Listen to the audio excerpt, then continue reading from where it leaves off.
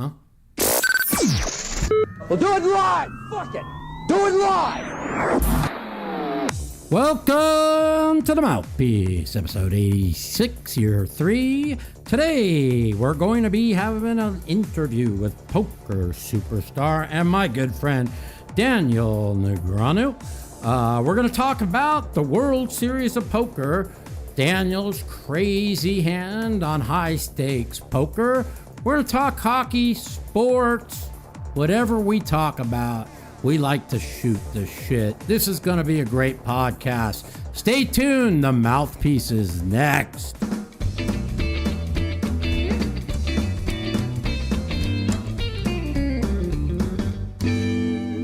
What up? What up? Welcome to the Mouthpiece. It's been a good week. Things are going well. The World Series of Poker starts in 13 days. I'm really psyched. I'm really pumped. Good things are happening in my life. I'm still on my poker run going into the World Series. Normally, I made a bracelet bet for the second time in 2 years after never doing it before. I got a great feeling this year, so we'll see what happens. If you haven't joined my home game yet, email mouthpoker@yahoo.com for details. $250 in chips for 200. Not much to talk about with myself. Poker's good, life is good, personal life is good, pain is good. Wow, so many good things, so much positivity that I'm looking forward to talking with Daniel. So do we have him on? I sent it to him. Okay, so let me know when he's on. Let's see what else is going on in the world. Oh shit, there's lots going on in the world. We're gonna talk hockey. Hockey's been good. It's one of Daniel's favorite subjects. We're gonna talk the NBA, how the Phoenix Suns completely disintegrated against the Dallas Mavericks. And as you know, on the last podcast, I guaranteed not only would the Suns win the West, but they were going to win the title. And once again, I was wrong, which is why, hence, I don't bet this shit anymore. Things are going well. The World Series, 13 days away. I'm going to be playing every event. I might even play the 100K or 250K no limit and sell about 90% of myself at no markup. But we'll talk about that. With further ado, we have Daniel on the show. What's up, buddy? So it's without further ado. Without further ado, we got my buddy Daniel. I just wanted to throw out some love signs to my fellow bird truthers out there. We all know birds aren't real. Yeah. I don't know that. Well, no, Mike, I don't know. Like I've looked deep into this thing and it's real, dude.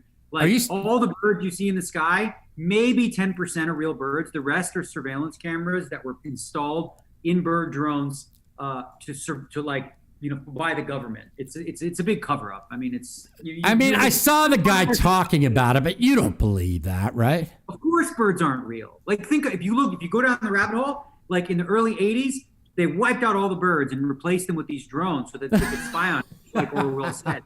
Is that like the girl that's saying the earth is flat and saying crazy shit? But the birds aren't real thing. It's actually a spoof campaign where a guy literally created this campaign. Oh, he's doing it as a joke. Gotcha. Yeah. Because so many people are everything's a fucking conspiracy theory now. He did it as a joke to see how many people would actually believe it, and like plenty of people started to like follow his lead and be like, yeah, that makes sense. There might be like 0.01% of bird drones maybe going around. Maybe that would be high though. So let's talk first. WSOP. We're 13 days away. I know you're real excited. I'm really excited. What's the agenda for you? What's going on? What's your thought process, and how many events you plan on playing, and what's going on? So this year is different than every other World Series we've ever had because and I've been hoping to do this for a few years, because there's a whole new group of players that you want to cater to, which is the high roller no limits, that they didn't really have anything to play at the World Series. They had like one event maybe. Now there's tons, and it's like a lot of buy-ins. The first week alone, I'll be in for potentially 400,000 in buy-ins with 100K right off the bat, with rebuys and all that kind of stuff. So the way that the schedule lays out, I'm probably going to be skipping like events like the $1,500 Omaha 8. Wow. Even though that's a great event, it gets like 1,000 people, but it takes like 4 freaking days to make the money. Yeah. And I don't want to be locked up in that to make 2,200 when, you know, there's like a 25K next day. Yeah, makes sense. Makes sense. We were talking. I mean, I was telling you, you know, I've been playing just the best no limit I've played since 05. And you were telling me, go ahead and sell 90% of myself and play these 100Ks or the 250Ks. So I'm leaning towards it. I think you are right. It's probably good for me. I never ever said that. Well, you said why not? I said why not. I didn't say it's this. I mean, listen, if you can get somebody to put up the money, why not? Right? Yeah, absolutely. But when was the last time you played like an actual no limit hold'em tournament? Oh, I mean, I played the main event. Was the last so it's one. been about 6 months. You haven't played a single no limit tournament. What the hell? Jump into 250K. You never know, bro. Yeah, but you know, I play every day live, no limit. I know cash and tournaments much different. You know, I know that tournaments are more about attacking blinds and antes and keep yourself afloat and moving chips around and whatever. But, you know, with the deep stacks, the way it's set up now, it kind of is a lot like cash game, don't you think? No, not at all. Really? Explain why. Not at all. Like day one, you know, you start deep, but big deal. Day one is day one. You don't win the tournament on day one. Day two, you know, the blinds, like those things were actually pretty quick. I tried to slow them down a little more, but they're 40-minute levels. They're faster paced. Yeah, they're faster paced in your thing. So what you're going to end up is in a lot of spots where the average stack is like 25 to 30 bigs. Mm-hmm. So being sharp in that is really worthwhile. Right. Yeah. So, okay, so that makes sense. So, I mean, I'm a pretty good 30 big blind or less poker player, especially in tournaments. So we'll see, you know, it's not set in stone. I'm just, you know, my confidence is high and, you know, people are trying, if I sell it, I'll do it. If not, you know, I don't want to miss no 1,500 Omaha 8, you know how important that is to me. So, yeah. So, have you been to the venue yet and checked it out? So I've been there a couple times to check it out. I haven't been there since they've been setting up. I'm planning on doing a trip probably Monday. I'm going to go down and like set up my account because I like to plan ahead. Yeah. You know, check out my green room and see how that looks. Yeah. You know, I got a microwave, a fridge, a couch. Yeah. Stock up on things that I need and just get my bearings. We went to check originally to see like what options were available for an RV and where we could park it. And it just, you know, it's on the strip. It's not as perfect as the Rio was the perfect location for the World Series of Poker. It really was. You can't do better in Las Vegas than the Rio. It was the nuts. And everyone hates the Rio because that's what people do.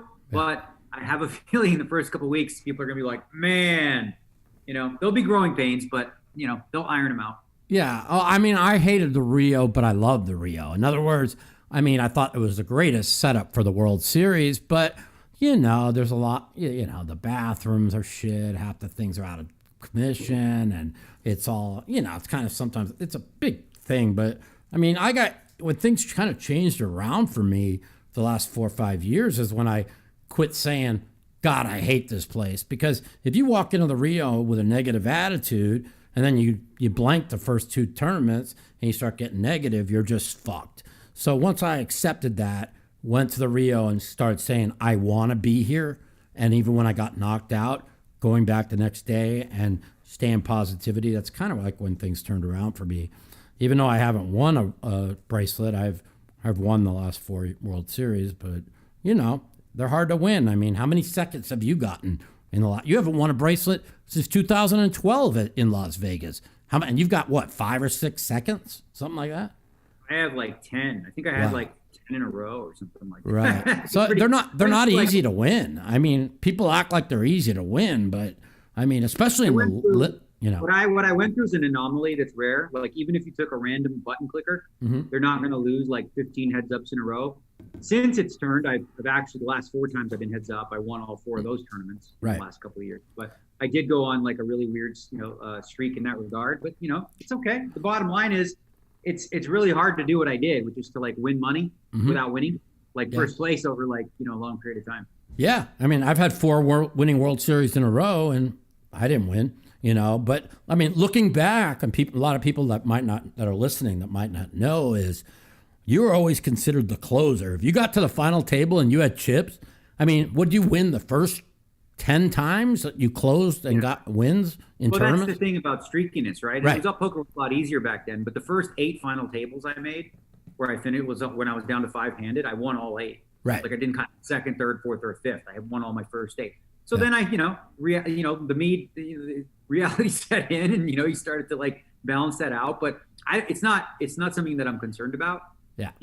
I sort of, thankfully, because at the Poker Go studio, I won like a couple of U.S. Poker Opens and Poker Masters, the Poker Go. So I've been able to like feel more comfortable again in those situations without any of the anxiety of like, oh fuck, is this going to happen to me again? Yeah, yeah, and like even I take it with a grain of salt. Like 7 times I was down the last 2 tables last year, made 3 final tables, and I had good chips, and I just never won a pot with 2 tables to go, or even any of the final tables, and and then I'm watching Phil Hellmuth make the nuts every hand and tell me how great he is, and I'm like, Phil, I mean, you just turn over the nuts every hand. I mean, but you know how he is. I'm not gonna argue, but it ain't, it just ain't easy. And hey, we try our best, we play our best. I believe in all my heart I'm gonna win one this year. I think you're gonna win one too. So I disagree. You don't think you're gonna win one? No. You liar. No, I don't. I mean, I don't think I'm going to win one. I think I'm going to win 4. Oh. And you want to know what I think? I've never won 2 in my life. I think I'm going to win 2, to be honest with you. I don't know why. I have this intuition. This is like every year I say, oh, I'm going to win. Oh, I'm going to win. Then I play hard and I'm just like, well, I don't have to win. Just play your best, But this year, things have gone so well that I can't even describe. I just feel like I'm definitely going to get at least 1 this year. But hey, if I don't, I don't. I'll stay positive and move from there, So let's see. So what else? Let's talk about the fantasy draft. A lot of people want to know about the 25K fantasy draft, where they could tune into it, and when do we plan on having that? Okay, so this year's 25K, we didn't run it last year because I thought last year it would be unfair to run.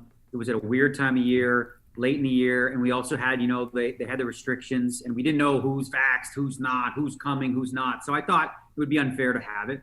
But we are having it this year, and the interest I've had is unbelievable. Like, we're going to have the biggest 25K we've ever had.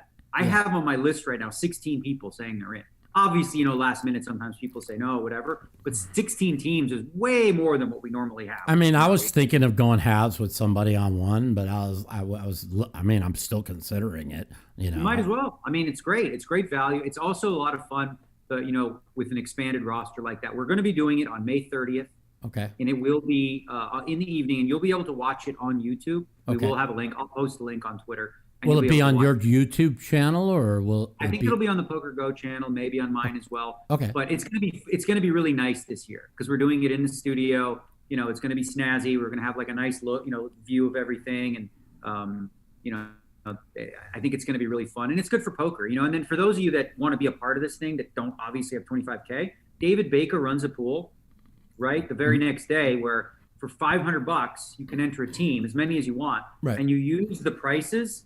Like, so, Mike Mattis went for 31, and you can create your own team based on the prices and mix and match and do that. And then, based on the prices that the 25K sold for, correct? Exactly. So sometimes you'll see steals, right? Like say you go for $1 for some reason, right? People are like, oh shit, well, they're going to put you on their sheet.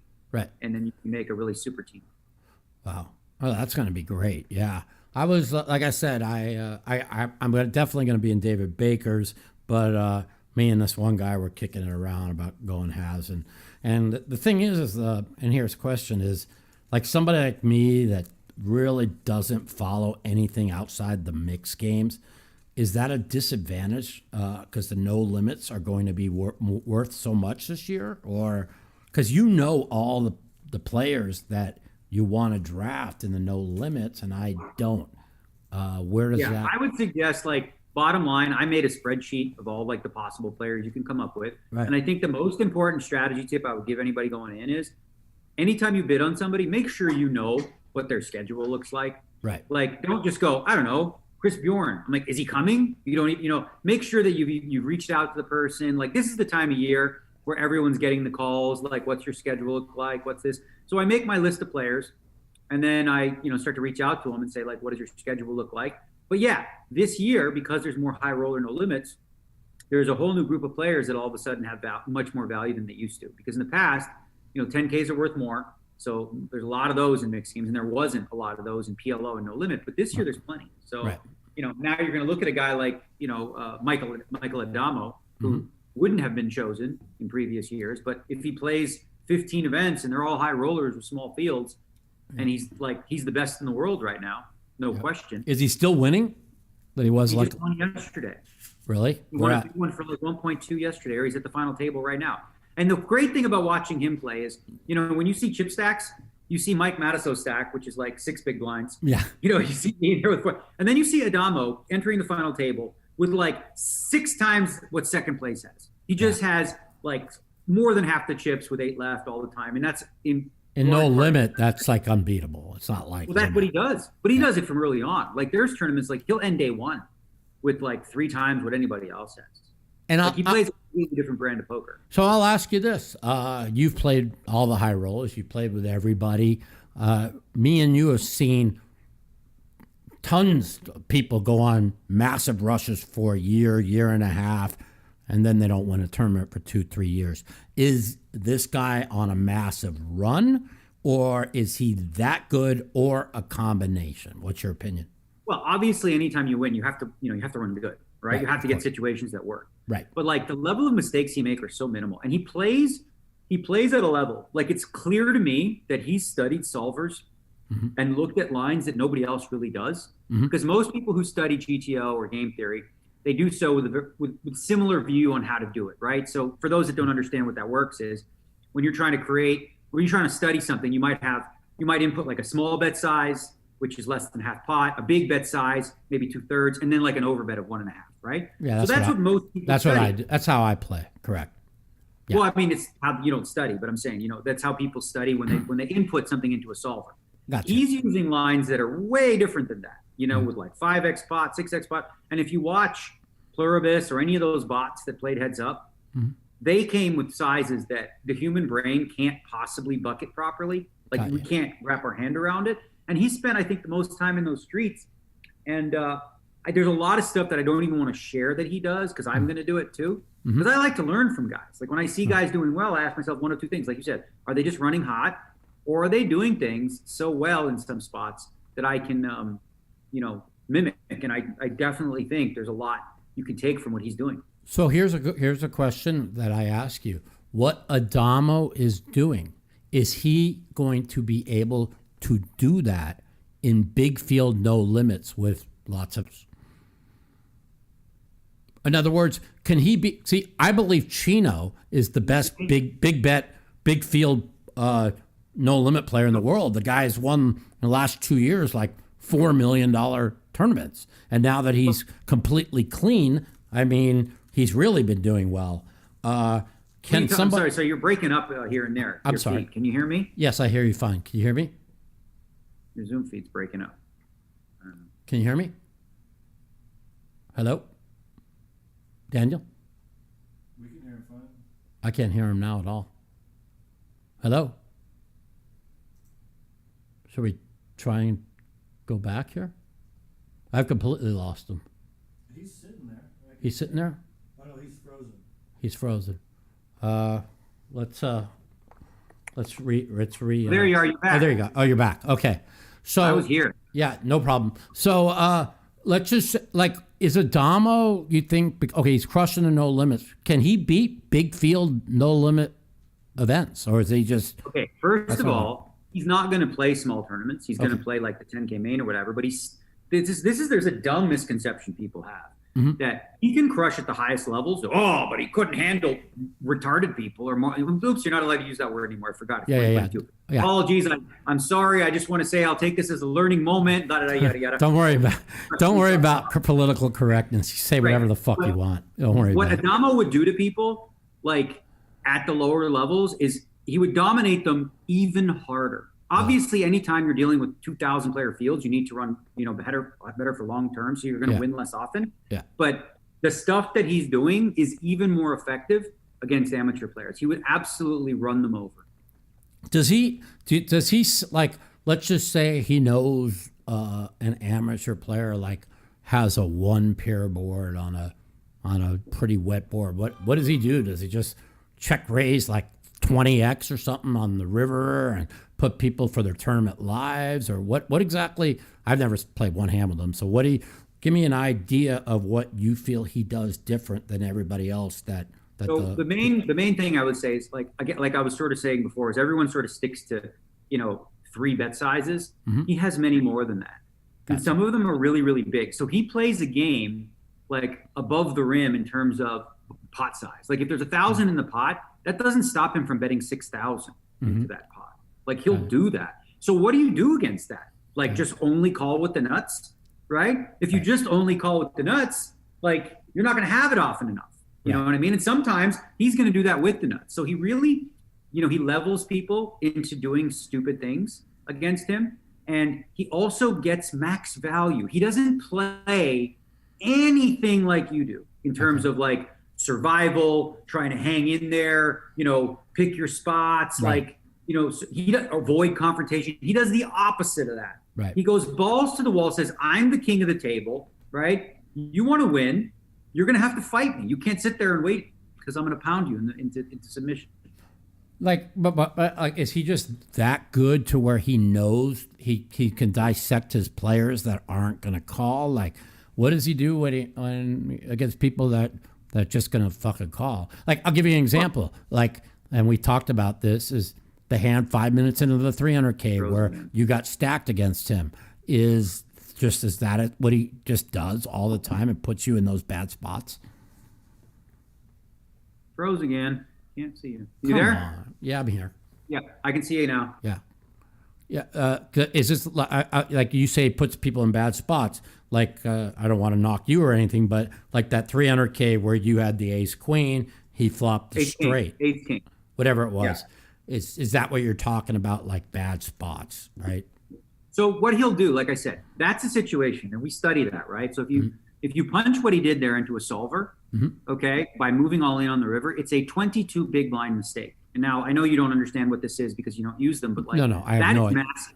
Right. 22 big blind mistake is massive, right? Okay. So the question is, why would he do that, right? So what he does is he's so studied in game theory with solvers that he knows how to exploit people because of their tendencies. So he thought, I might call wider than normal.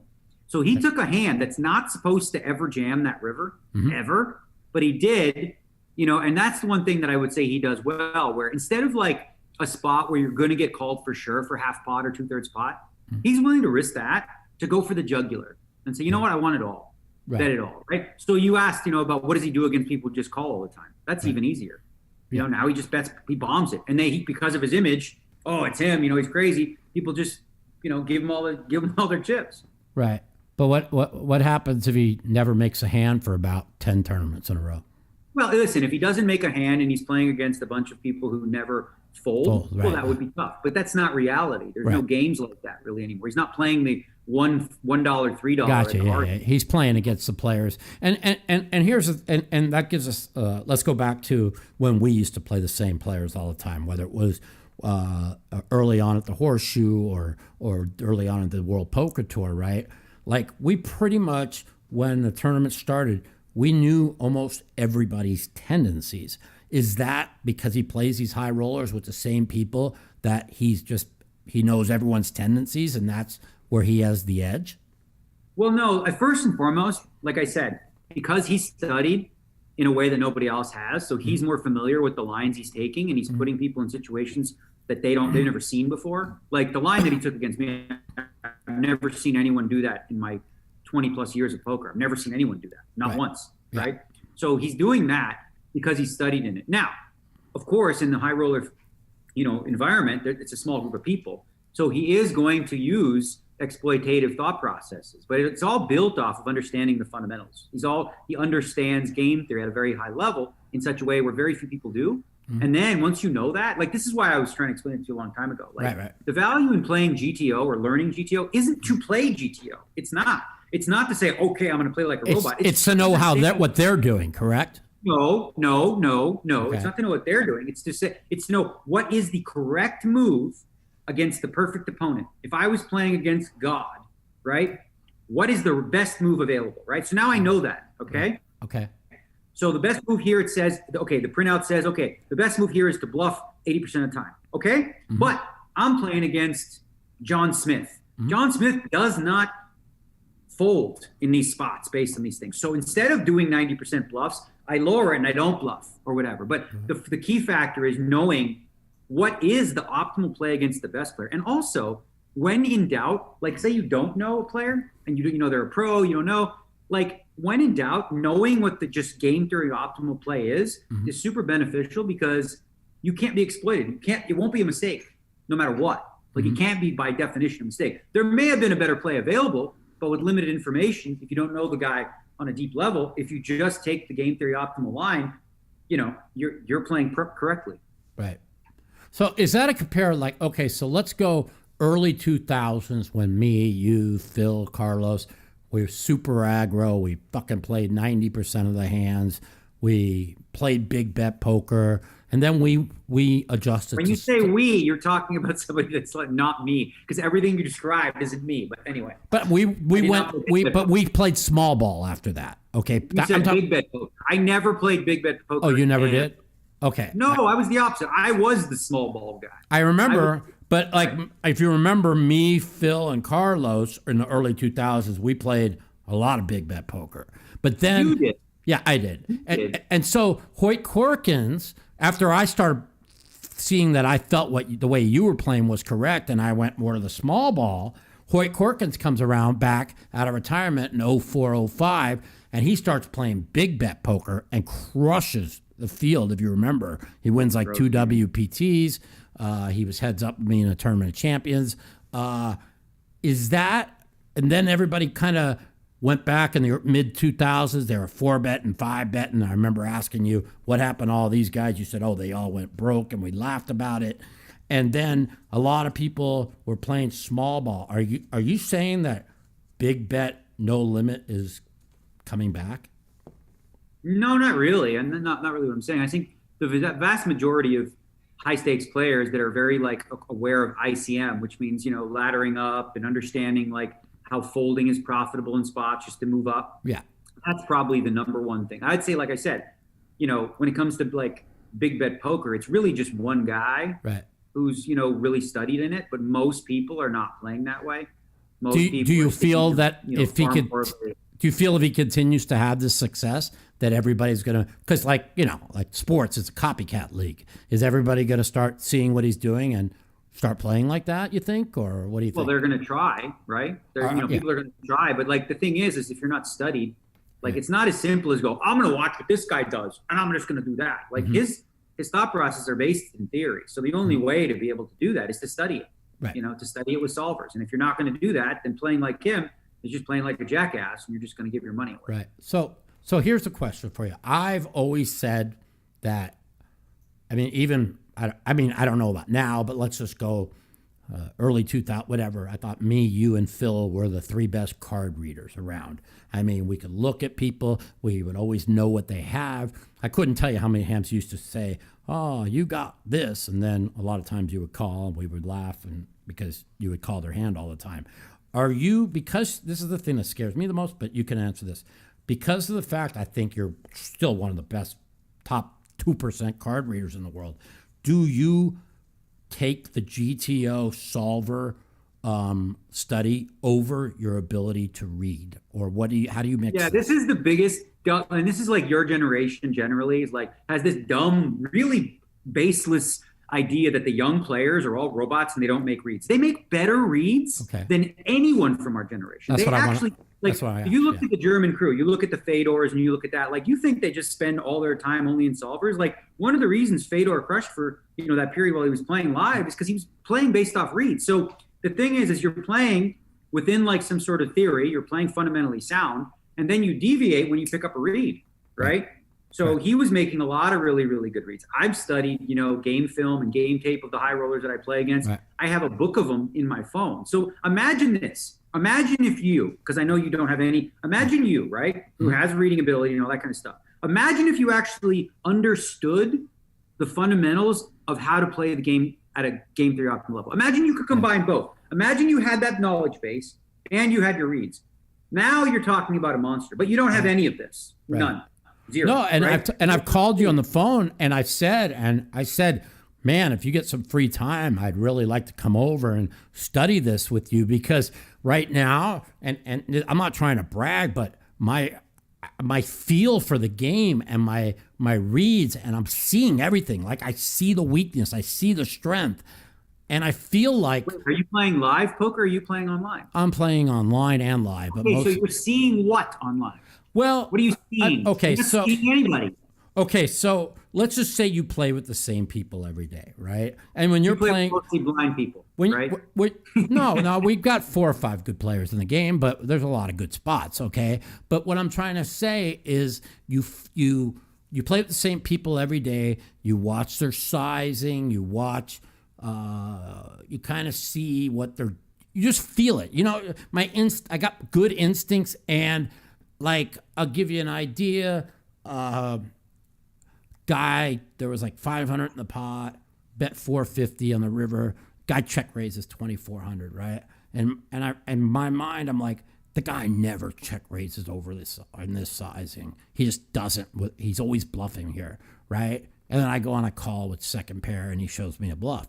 Right now, again, these are people. They're not top. A lot of these people aren't top players, but I mean, even the top players that try and run big bluffs on me, I kind of got to feel like the way they bet, whether no, they you have don't. So here's the thing, Mike. Mm-hmm. What you described is a guy playing poorly then, because he's not balanced with the sizing, right. A lot of people in my game aren't balanced. Yes, I agree with that. Thing, like, when you say top players, the reality of it, and I'm not saying this as it is, the reality of it is you have no experience against them. Correct. Because you don't play in these things, right? Correct. So yeah, I'll admit that. Like, so what the most dangerous thing that you can experience in what you're going through right now is you're playing in good games against weaker players. Correct. And that can elevate your sense of your own skill level as compared to the next level. Like, if you're the best, in the minor leagues, you're the best pitcher in the league, and then you go face major league hitters, all of a sudden you're like, what the hell? They see my slider coming, they see my fastball, boom, boom, boom. Right. So like I feel like and this is me just being honest with you. It doesn't mean anything. I feel like my intuition and my feel for the people I'm playing against, I feel it's the best it's been since 2005. Now, am I playing top competition? No. But if you think about the tournaments I play in, like, I don't play the RA high rollers. I don't play these big high rollers.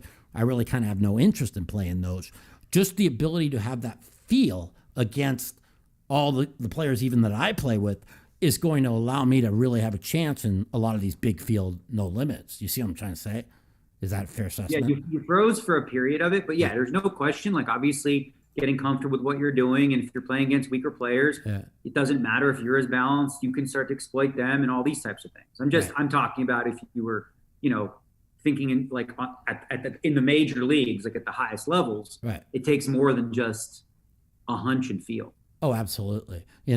But it is a game of reads. It's still a game of reads, and you're right. And this is the argument I have with Phil is I want to work with you and understand what you know. Okay, and if I can add that to my ability to read is just, even though I'm brain fucking dead, I don't know how I do it, but somehow my whole brain's dead except my ability to read poker.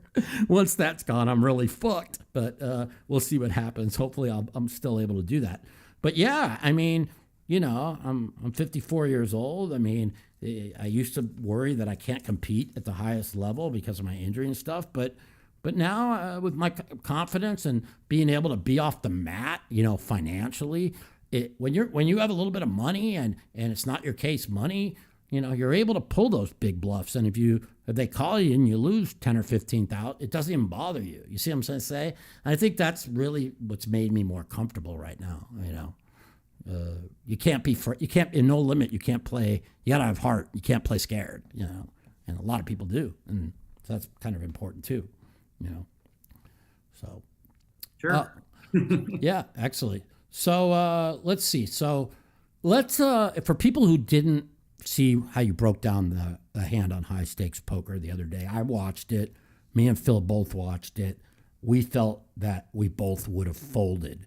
Why don't you explain to the viewers how the hand went and what was your thought process and why is all these idiots that know nothing about poker You're thinking? froze again. I don't know if you can see me, but What, can you hear me?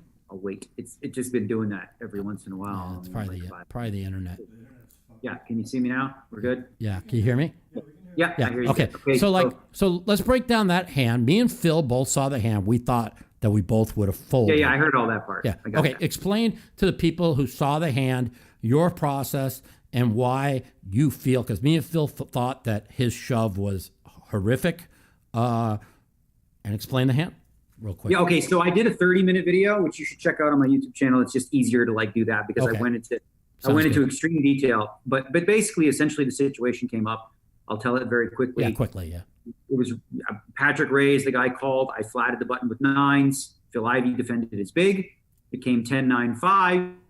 Patrick bet 5,000. I called. Phil called. The turn is the 10. Check to me. There's 26 in the pot. I bet 26. They both called.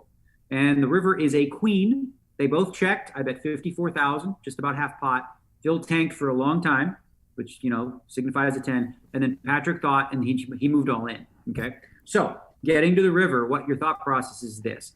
When you're thinking about theory, it is important to know which nines you have.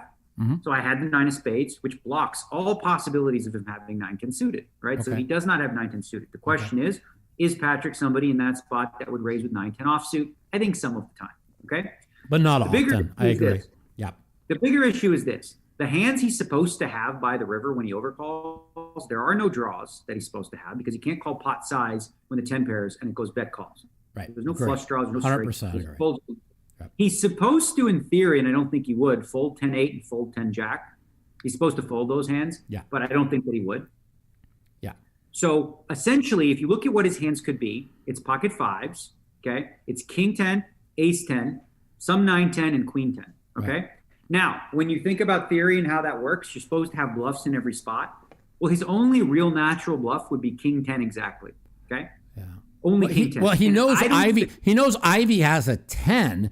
Okay. Yeah, I know. And Ivy has a 10, and you're making this big bet. That has to literally. Well, turn some that's lights not. on. Yeah, that I get it. But the point of it is that for 100,000 more, okay, when I bet into 2 players, pot on turn, that means my range is polarized. Yeah, agree. That means I'm either very, very strong or I have absolutely nothing. Okay. Correct. Now, when I bet into 2 players again on the river, I'm very likely to be very, very strong. So here's the problem with raising with fives. If I have a worse hand, I fold every time. If I'm Correct. bluffing, you don't get no value. Yeah, right? I mean, you're I have folding a 10, 10. I'm folding a 10. So Correct. what calls you, right?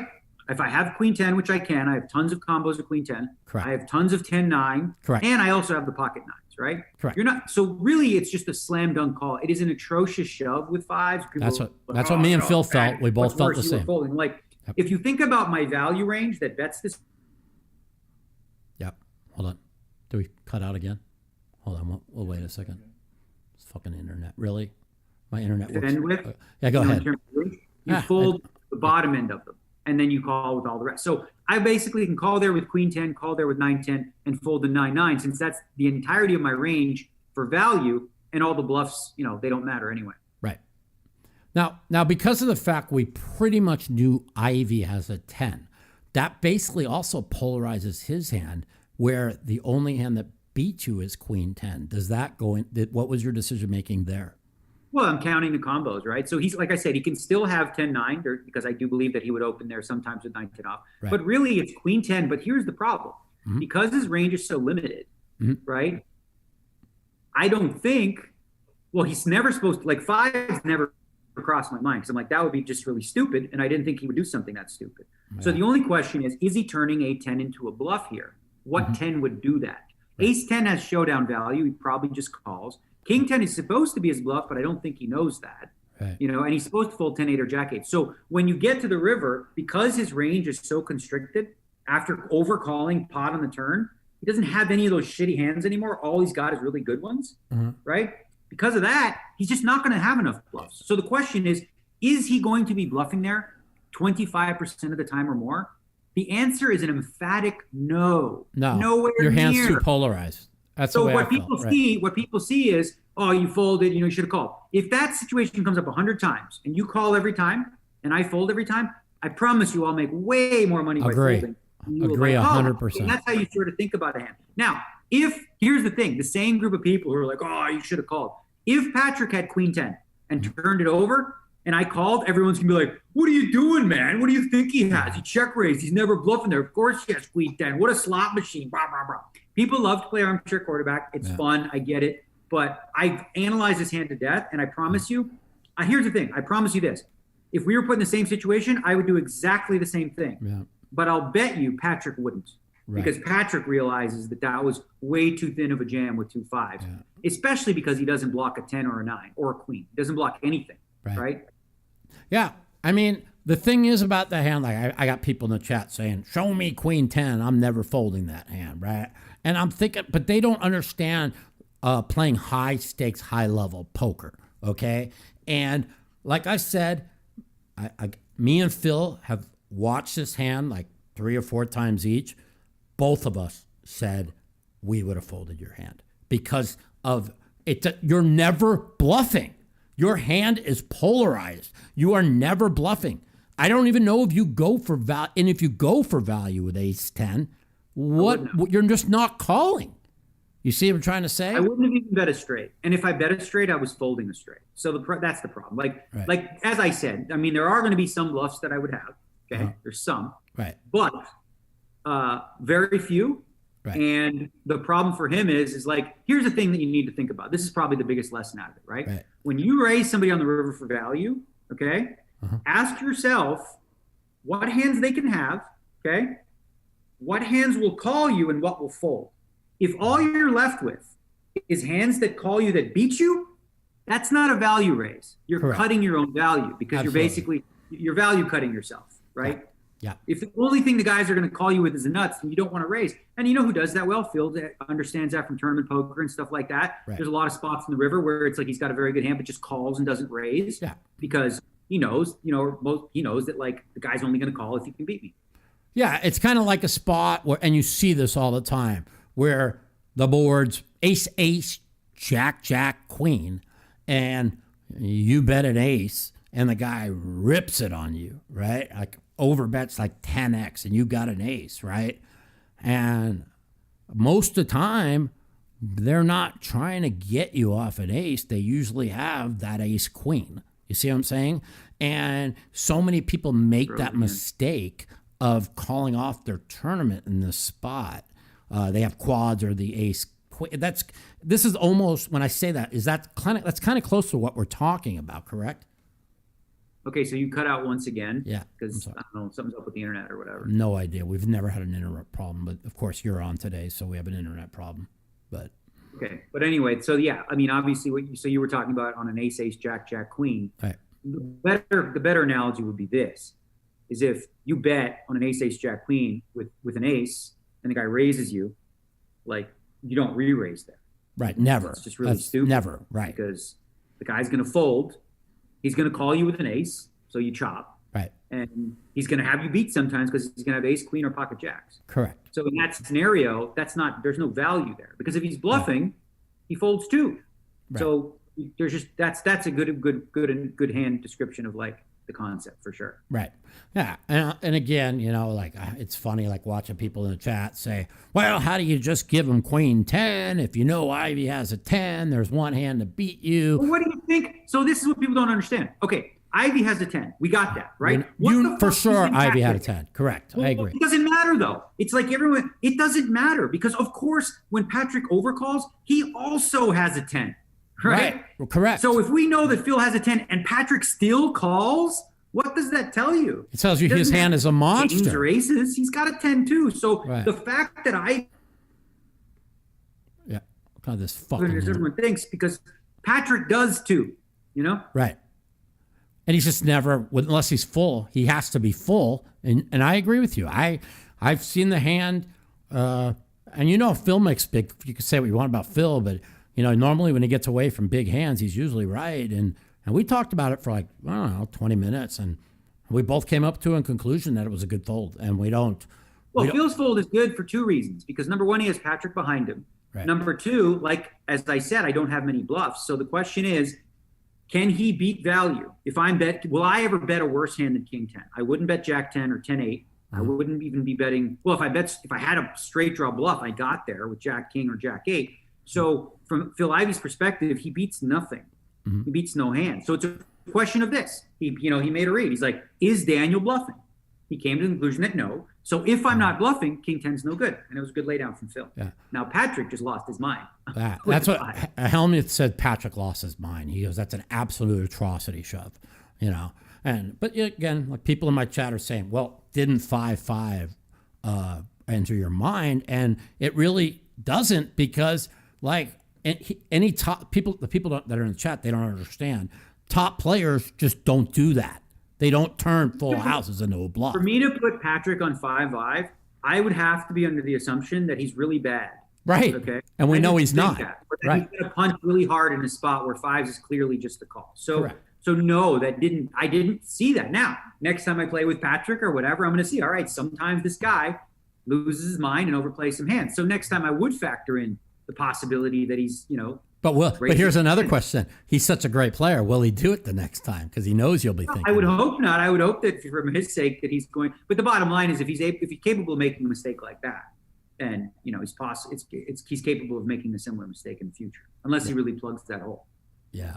But here's the thing, and Patrick said this to me, and this is exactly what happened, and this is what I said, and this is partly what I was talking to you about earlier. Mm-hmm. I tweeted this, and people were like, "What are you talking about?" I said, sometimes if you play in games with bad players, you develop bad habits. Okay. And if you play against really good players, like, you develop strong, good habits. And guys like Patrick and Tom Dwan, they play in really soft games with bad players. And Patrick said to me, he's like, I don't know, I'm just used to playing with bad players.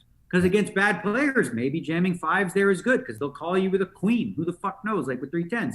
But against good players, no, they wouldn't. So when you watch Tom play and you watch Patrick play today, right, they do a lot of things that would be considered sloppy or suboptimal, that if they played in tough lineups, they would be getting, that those would be problems. But because they play in soft games all the time, they can get away with things. Similar to you, Mike, because you play in soft games, a lot of the things you do, you can get away with, right? And they're profitable. Whereas if you did those same things against like really elite players, they probably won't work nearly as well. Right. That makes sense. You know what I'm saying? And the thing. Frozen again. Yeah. Okay. Can you hear me? Yeah, I hear you now. The thing that I've worked on, and again, I need to really work with you on the game, the solvers. I can't. That's too much to teach you. I can't do all that. Well, I'm not saying whatever. Honestly, if you really wanted to learn, you should get coaches. Yeah, for real, and they can give you lessons. Let me ask you something, because I'm good friend. Jonathan Little is real good in teaching that, right?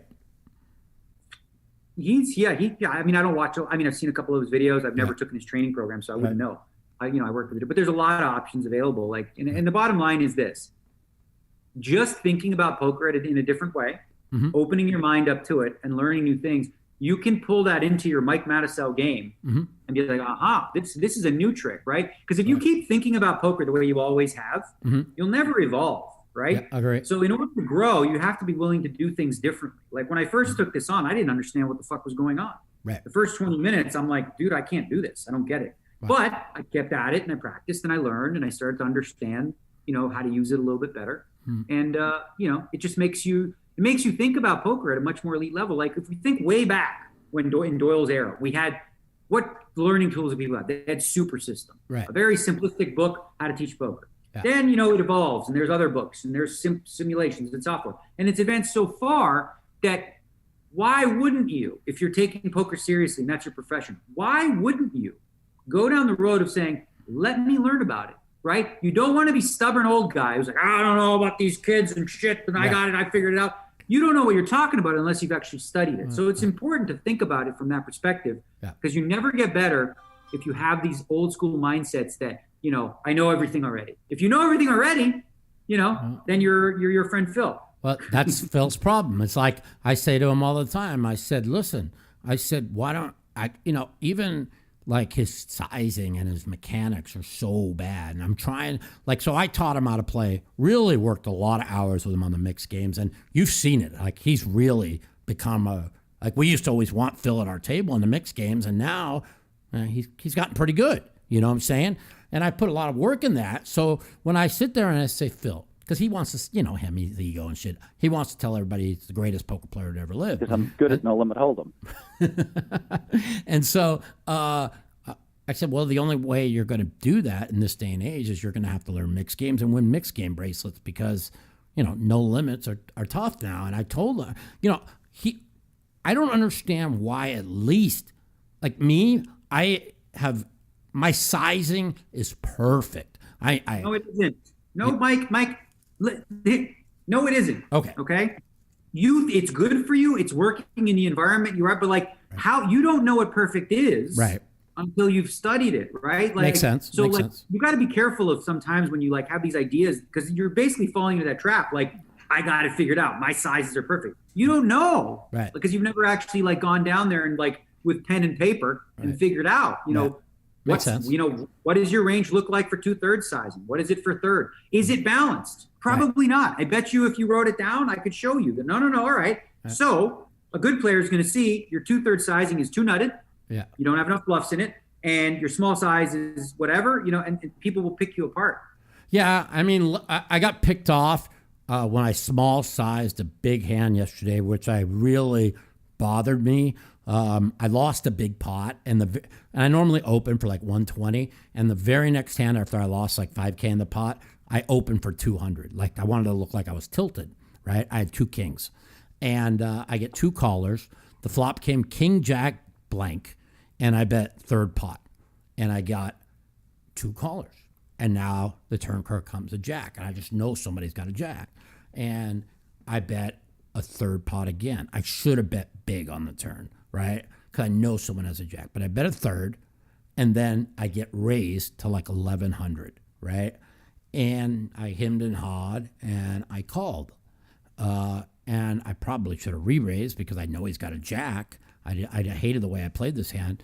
And now the river comes a blank, and he checks, and I had like 4,500 in front of me, and I bet 1,100. I should have just moved in, you know?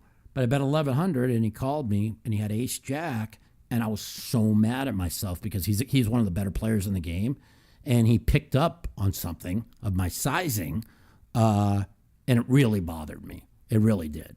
So now I said to myself, okay, I have to go big when I have a monster hand way more often than I do. I've got to go small when I have weak hands, and I got to balance. I told myself straight out, literally, I spent like an hour telling myself after this hand that I need to balance better. You see what I'm saying? So, you know. Right. And the only way to actually know what balance looks like is, again, through study.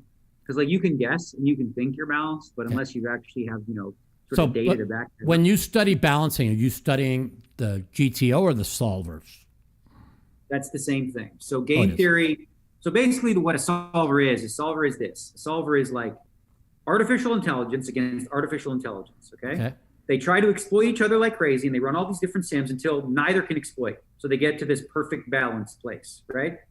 So when you're trying to figure out when you're balanced, you're asking yourself this, all right, I'm betting this river, okay? What does my range look like, okay?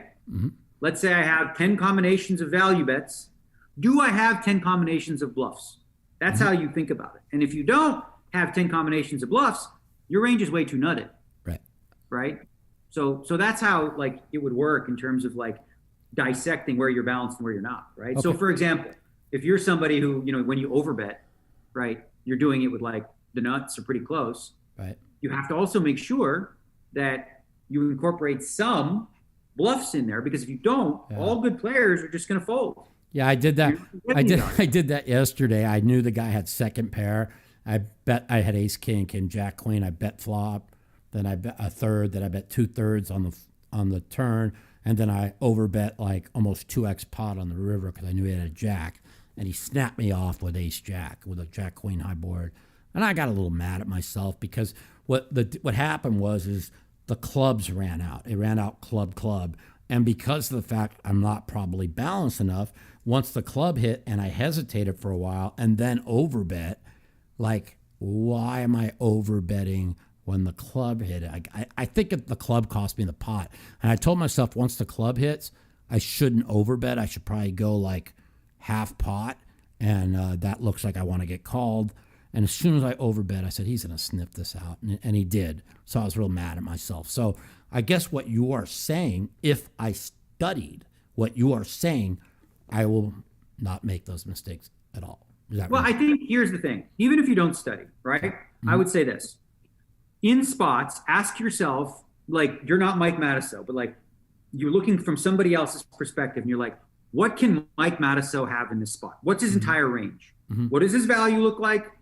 What is the entirety of that if he bets pot? And what are his bluffs, right? Mm-hmm. And then do that. You know, do that exercise and ask yourself, if you were playing against Mike Matusow and he bets pot on there, what should you do against that, right? Right. And if you know what to do against that, that means you're not balanced, right? Because what you should get to is a point where it doesn't even matter, like, because you're gonna be bluffing at a good frequency, but you're probably not. So if you can like look at that situation and say, all right, well, this guy, if he calls or folds, it's indifferent, is what we call it, mm-hmm. right? Because that would be balanced. Now, I don't suggest being balanced in every spot. I don't think that's necessary. I think it's a mistake actually, because you want to exploit people. Right? You want to exploit people's image of you. So for you, for example, Mike, most people think you're pretty nitty and nutty, right? Yeah. Which means that if you're supposed to bluff at a frequency of this, you should double it. Right. Because people are folding to you. Well, that's what I've done. Well, that's exactly what I've done. I took my image, which I used like months creating, and all of a sudden I started check raising big on the turn with like a gutter ball and a flush draw. But you have to do it in spots where you realize that you have enough value combos now too. Right. You understand what I'm saying? Yeah. So like if a flush hits, right? Like a flush board hits, there's 45 combinations of flushes. Mm-hmm. Okay.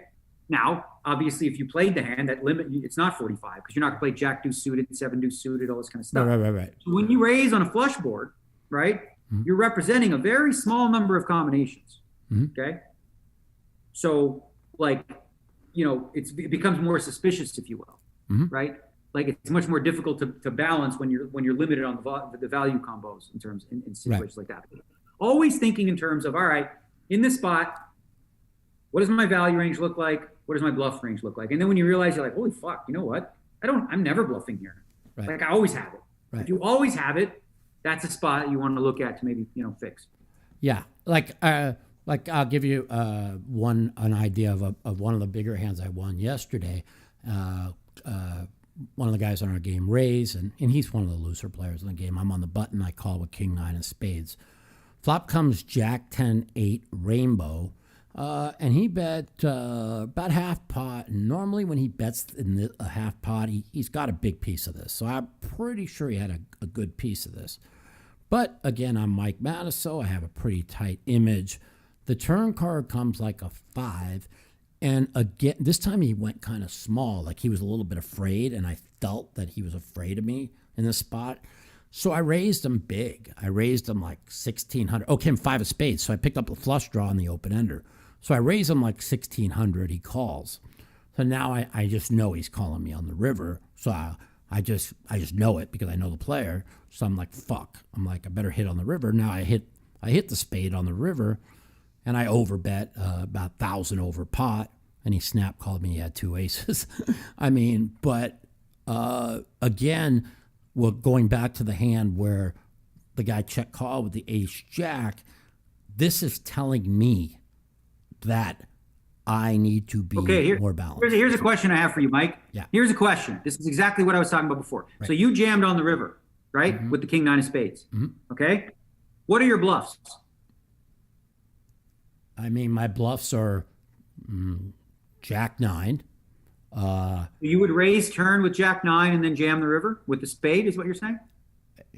Well, I mean, if I'm on a full all-out bluff, maybe.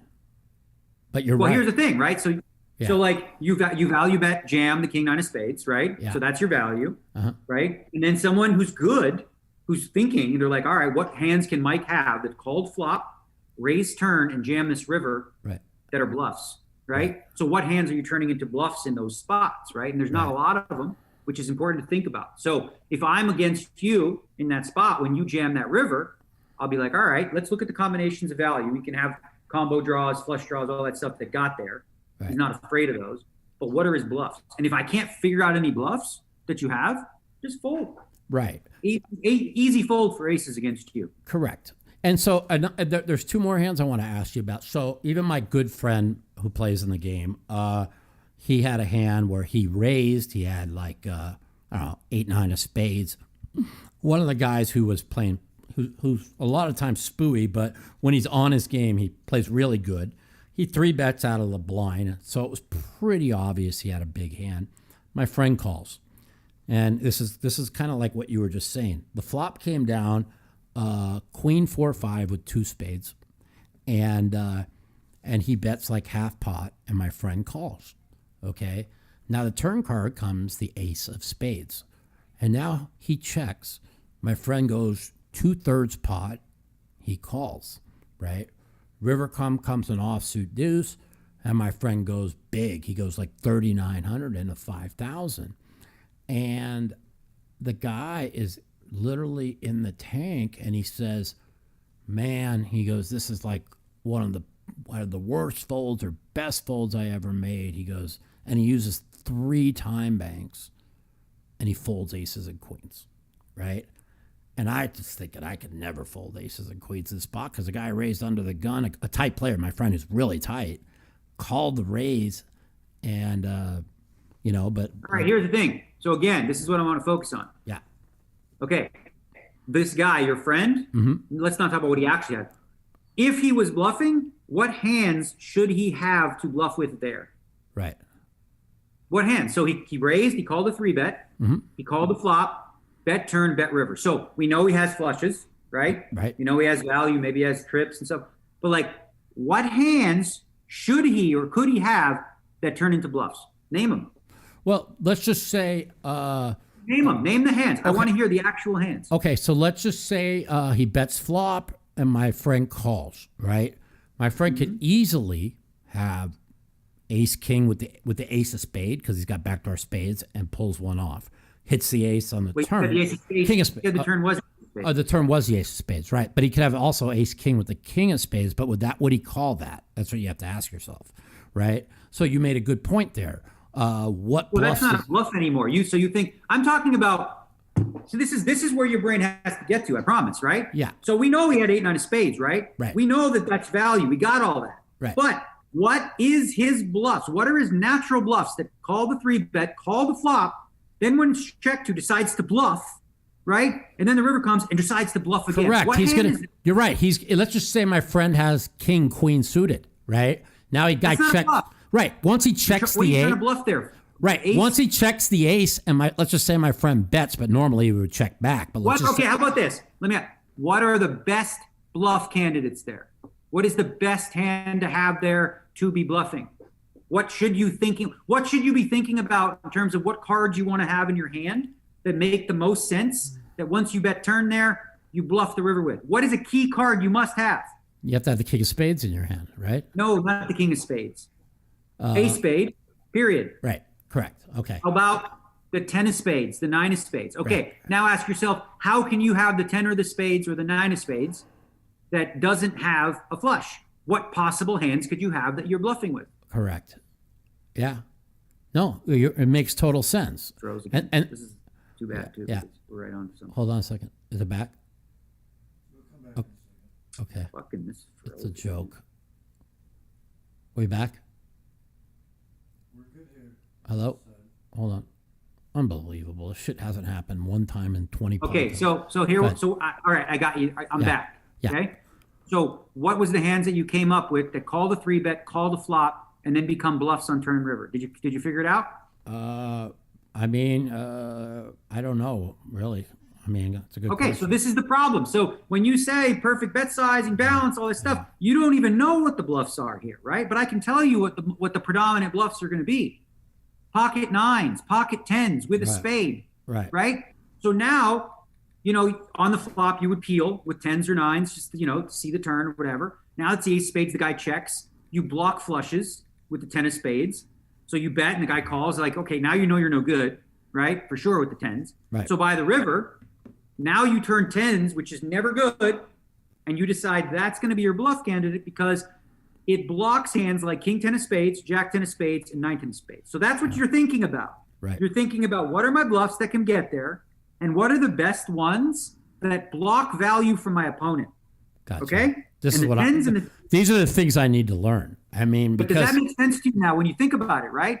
So we know he has flushes. We got that. Like he's got that for value. He got flushes. Right. But what are the bluffs? And if you don't have any and you're not thinking about turning nines or tens with a spade into a bluff there, then you're just not even coming close to being balanced. Right. Well, I a lot of times call flops and they check turns and I'll bet and I think I could get them off a top pair or whatever and I'll bomb rivers, but I don't do that all the time, but I do it enough because my image is so tight and then I kind of use my image to really to do damage. I mean, it's like I don't want to brag or anything, but yeah, I'm the best player in the game and I know I am. But the point is yeah, but I know I want to get better. That's the difference between me and Phil. Phil wants to sit there and say, my way's the right way. It's either the solver way that's right or my way that's right?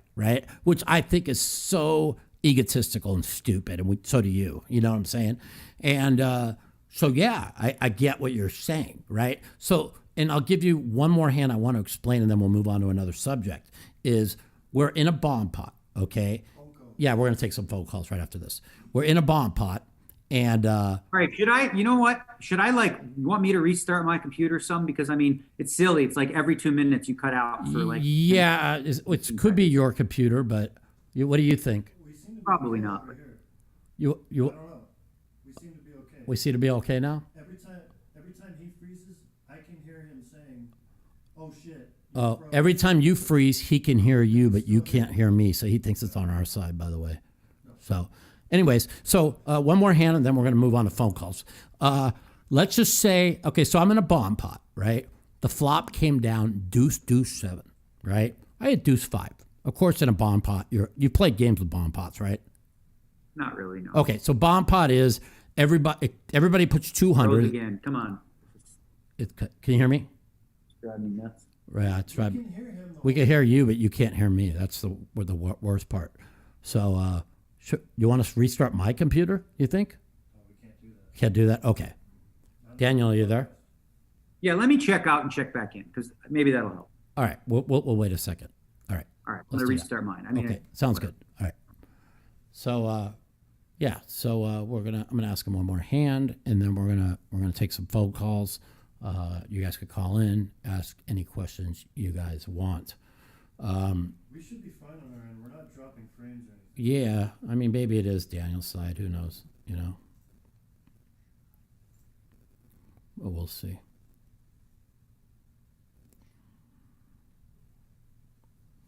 So yeah, so this is a great convo because, like, I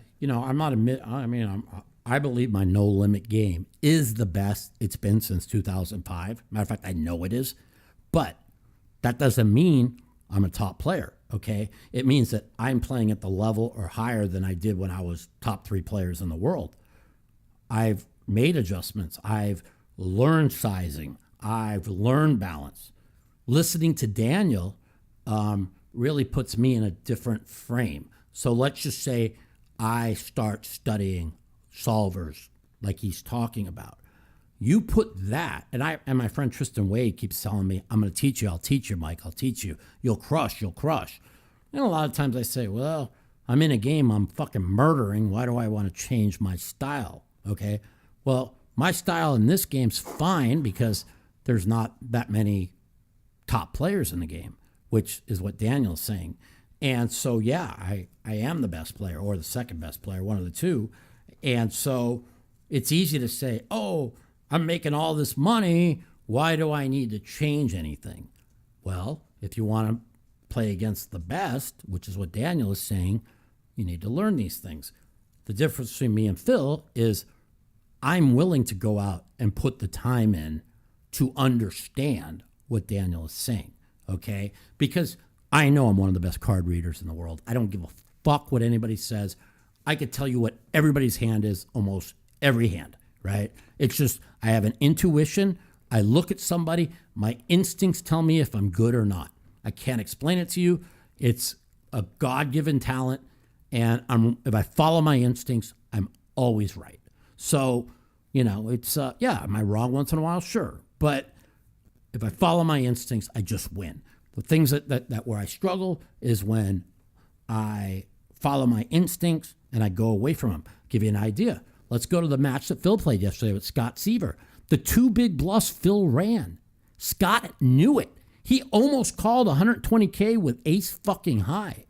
The 8-9 of diamonds hand, I can't even believe Phil got away with that because he's basically repping ace or 3 queens or nothing.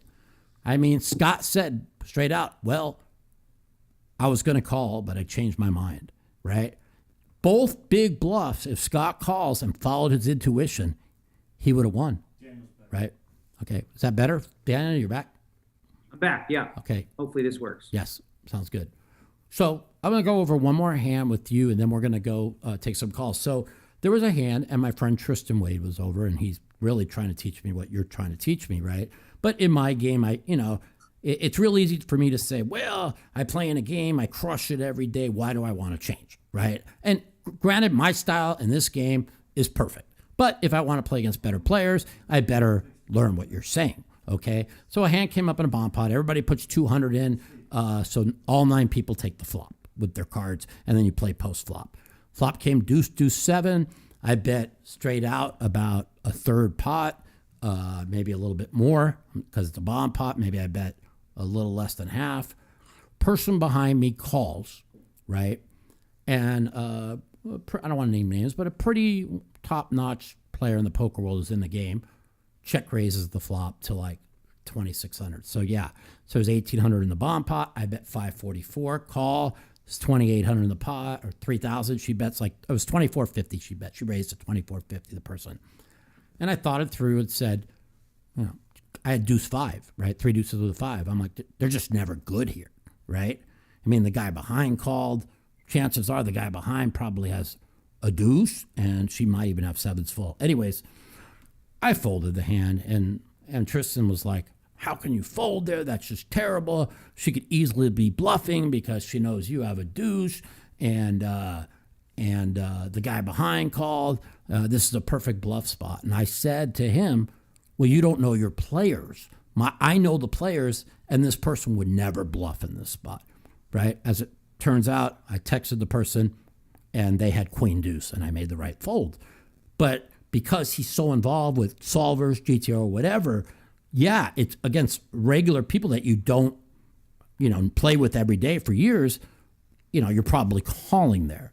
And no, he's whatever solver input he used, he fucked it up. Okay. Because that's not a fucking call. Right. Explain why.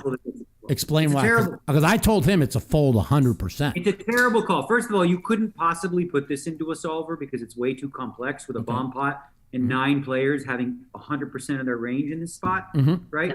But because of the player behind you, as you said, right, and getting raised here, in the long run, like if you get bluffed, you're never going to get bluffed at frequency. Right. Because the player behind you is going to have the deuce. Like you said, someone might already have 7s. Right. Every possible hand combination is out there. And you can't defend deuce 5 there. You could actually be drawing dead, as I said. It's actually, it's going to sound silly, but it's quite an easy fold, really. Right. And to call there is absolutely punting.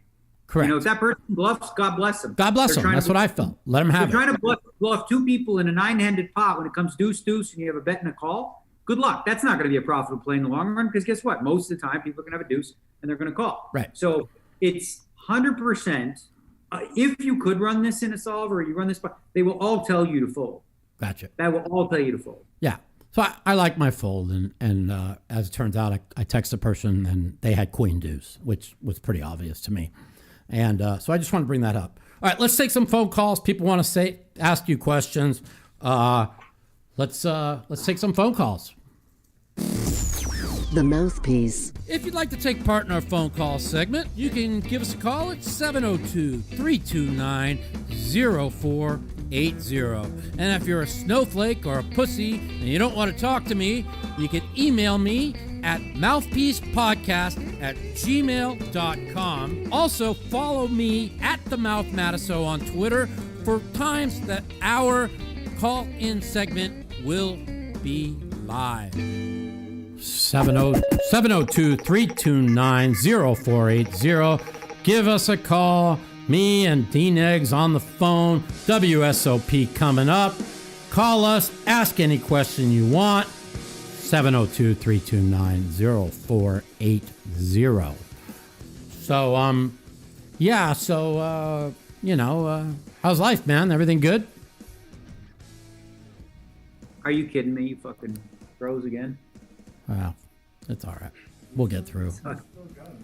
Yeah, we got you on. It's probably me. Whatever. We'll take some phone calls, see what they say. Well, hopefully I can hear them. Yeah. Welcome to the Mouthpiece. You're on with me and Daniel. Hello. Yo, Mike, this is Rick in Maryland. Yo, what's up, Rick? A question for you and a question for Daniel. First one's for you. Are all WSOP bracelets equal? That's a good question. I would say for the higher limit players, yeah, of course everybody wants to win the main event. Daniel might agree with me here. I think winning the 50K Poker Players Championship is probably the most prestigious and I don't consider equal. Daniel, what's your opinion? Well, I mean, by definition, a bracelet's a bracelet, right? Correct. So if they term a bracelet in terms of like, are they equal in terms of what's harder to win? No. Are there some that are more prestigious than others? Of course. The main event, like Mike mentioned, the 50K, and really the most prestigious is the main event, obviously. Right. Of course, yeah. But I mean, that's all like up to personal. Like if you're a mixed game player, the 50K might be, But in terms of like if somebody won a $400 deep stack and another guy won a 10K stud, they both are bracelet winners. So From that perspective, they're equal. There's no asterisk beside any of them. I agree. Yeah. Like for you, Daniel, taking away the main event, which one would you want to win the most? The 250K no limit, or it's the 50K for me. It's always been. Yeah, it's always. That's okay. I was always been the 50K for me too. Yeah. So, all right, man. So a poor poker dealer like me, if I win it, then I should value it a whole lot. Oh, absolutely. Like it's gold. It's gold, dude. It's like everybody's dream. It's not. They're not easy to win. Daniel plays 50, 60 tournaments a year. He's got 6 of them. I play 30 every year. I've got 4. I mean, they're just not easy to win. So, yeah, if you win one, you should damn be proud of yourself. Fuck yeah. Absolutely. Hey, Daniel, can you do us all a favor in the poker world? And can you play Doug Polk one more time and just smash him, please? I would play live. I agree. Live is a different environment because with live, because the problem with playing online is like, say, for example, pre-flop, you can literally, with the way that we played it, have like a chart and not really be making any decisions. But live, I would play, and who knows? Maybe I'll go down to Austin one day and do something for fun. Yeah, I'll be down in Austin. I'm going to be buying a poker room. I'm going to be owning a poker room down there. I'm pretty excited about it. I'll talk to you about it off the air until it's all finalized, of course. So let's take some more calls. 702-329-0480. Give us a call. You're on the line with me and Daniel. So, this is one of the World Series that I'm really, really hyped about. Phil said he went down there yesterday and he thought the venue was really, really nice. Parking wise, what did you find? What did you feel about parking? We're gonna have to park at valet or parking in the back. What's that? Parking is going to be a problem for a lot of people, especially the ones that play, those big field events and everybody's coming at the same time. I think traffic will be an issue in that regard. And parking too, but I think some people might be better off just like parking at Bellagio or Aria and walking over. I mean, not Mike because Mike can't walk that far in the heat. But, welcome to the Mouthpiece. This is Mike and Daniel. Who's this? Hey, Mike and Daniel. It's Nick from Yuma. How you doing? Hi, Nick. How are you doing? Doing well, thanks. Yeah. I'm kind of joining the stream a little late. I didn't know if you were trying to say on any specific topic or just like any question in general? Yeah, any question. Ask us anything you want. I guess because Daniel's here, I would ask, like, how have you been able to, like, obviously you've had your bumps in the road, but, like, whenever you involve money with friends, things get fucked up. How have you been able to, like, work those things out? Dan, go ahead and answer that, Daniel. What was the question? It broke up a little. Yeah, repeat that again. Anytime you, like, involve money with friends, it seems like things, like, just seem to get, like, messed up. And, like, I've had difficulty with that in the past. And, like, I know you two have had your bumps in the road, but, like, how have you worked that out? I mean, just, like, through private conversation or what? Yeah, I mean, listen. Well, is he asking me or you, Mike? Go ahead. Yeah, you, either way, go ahead. You can answer that. For me, yeah, you can answer that. I'm frozen anyway. Okay. Well, I mean, basically, like, when I'll give you this, like, in the poker, this is what people in the poker world don't understand. A lot of people loan money in the poker world, and in the new generation, you know, they go crazy if they don't get it back. And, you know, there's most instances when you do help people in the poker world, you're helping them because you care about them, you know. And if you have money, you know, if you get it back, that's great, you know. But most of the time, you're helping people. With me and Daniel, we had some bumps in the road. We're doing really good now. Listen, everybody has their ups and downs in friendships. I mean, Daniel's wanted to kill me about 20 times. I wanted to kill him about 3. But he knows that I have a heart of gold. I know he has a heart of gold. So, you know, we kind of work our way through it. You know? All right, cool. Yeah. I don't know if Daniel wanted to say anything either. Yeah. He's frozen again. He's frozen right now? Great. How the fuck this happens, I'll never know. No worries. No worries. But yeah, I mean, I think one thing you mentioned there kind of answers my question is when you lend people money, you're trying to help them out. So I think that makes sense. Yeah. You know, that's really it is. I mean, like everybody, like I probably have $1 million owed to me I'm never going to see. And most of the time when I loaned it to him, I was doing it as out of the kindness of my heart and hoping to get it back one day. So, yeah. All right. So I got to say, like, Mike, it's not working because I can't hear anything. And like, it's, you know, it's not stopping. It's right. Every couple minutes, it's out for 20, 30 seconds. So right. I can't even hear the questions or what you're saying. Basically, the question was he was asking about. No, I understand. I'm just saying we can't keep doing this because I'll lose my mind. Yeah. Okay. You know? I agree. All right. Let's take a few. We'll take a few more phone calls and then we'll wrap it up and watch some hockey. Okay. Hey, thanks. I just want to shout out my buddy Bojan Frantic in the chat. Valuable sandwich and street soul lover. Thanks, all right, Mike. Bud. Thanks for the call. You got it. All right. I apologize, Daniel. I've never had this problem in like 20. It's just amazing. Like we run a podcast every week, and our connection is good. Whatever it is, what it is. So we'll take a few more phone calls, and so I didn't want to really touch so much on this. So I don't want to bring up that cheating scandal or anything, but we'll talk about that after we answer this call. Welcome to the Mouthpiece. Is Mike. Mike and Daniel, can I help you? Hey, can you hear me, Mike? Yeah, you're a little bit loud. Lower the volume, please. Okay. Yeah. Can I have a story for you, hope that you will never believe, but I'm going to tell you anyways, and then if you want to call me. I'm cutting out. I'm just going to quit because I can't hear nothing. It keeps cutting out every minute. Yeah. Like 10 seconds I miss, so. I apologize, Daniel. I'm gonna take one more question, and then if you can hang on for 5 more minutes, then we'll get the heck out of here. Well, I'm just gonna quit now because it doesn't matter. I can't even hear them. Oh, I mean that really sucks. Yeah. I'll have to listen. I want to finish this up with Daniel, and then you can call me back afterwards. Okay. Give me a call right back. I want to finish this up with Daniel. Okay. All right. I'll call you. All right. Thank you. All right. Yeah. All right, Daniel. So we're going to finish this up, and I'll take some other phone calls afterwards. I don't want to really bring up because I don't feel like you had anything to do with the cheating scandal or anything. Ollie's a great player. Jake Schindler's a great player. Brent Kinney's a great player. Oh, what do you take out of the fact that people this good that would go out of the way to cheat? Does it really? It hurts you, right?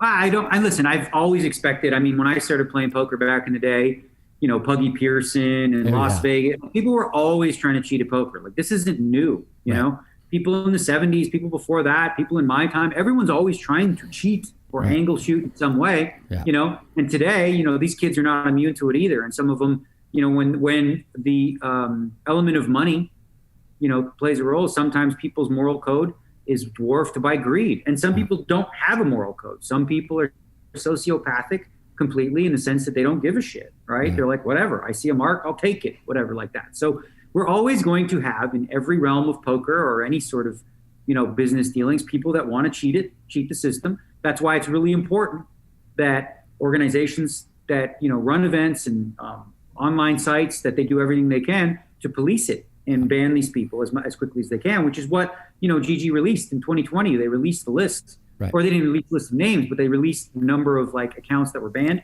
Legally, they cannot release the names because of privacy laws. Otherwise, they would have, which is partly why, I didn't come forward with any names because I know that when I say something publicly about somebody, that it's important for me to be able to back it up with receipts and go, I'm calling this person a cheat, and here's my proof. If I don't have the proof and I don't have the evidence, then it's unfair for me to do that to somebody because, it's liable. Like you don't want to, you can't do that. Even though I was hearing from all the people in the community about several names, right? These aren't new names to me. We all sort of heard them. But then the question is, what is the burden of proof? And unfortunately, because of privacy laws, that can't be revealed. And hopefully that changes in the future. And I didn't know that. And when I had, and I had apologized to you, and I said, there should be accountability. I was basically saying GG should release these names with accountability. And you would, and that's when you had told me they can't. And I felt bad that on my podcast that I said, you should have accountability. Basically, I was saying about GG, and then you got real mad at me, and I understand. This, imagine this, me and you, right? We hear a rumor about Joe Blow. Me and you hear this rumor, right? Right. Okay, that he's cheating. Okay. Now you and me go on Twitter and we say, oh, this guy's cheating, right? Okay. What if he's not, right? First of all. And second of all, people are going to say, how do you know? Oh, this guy told me. Okay, well, that's it? That's all you got?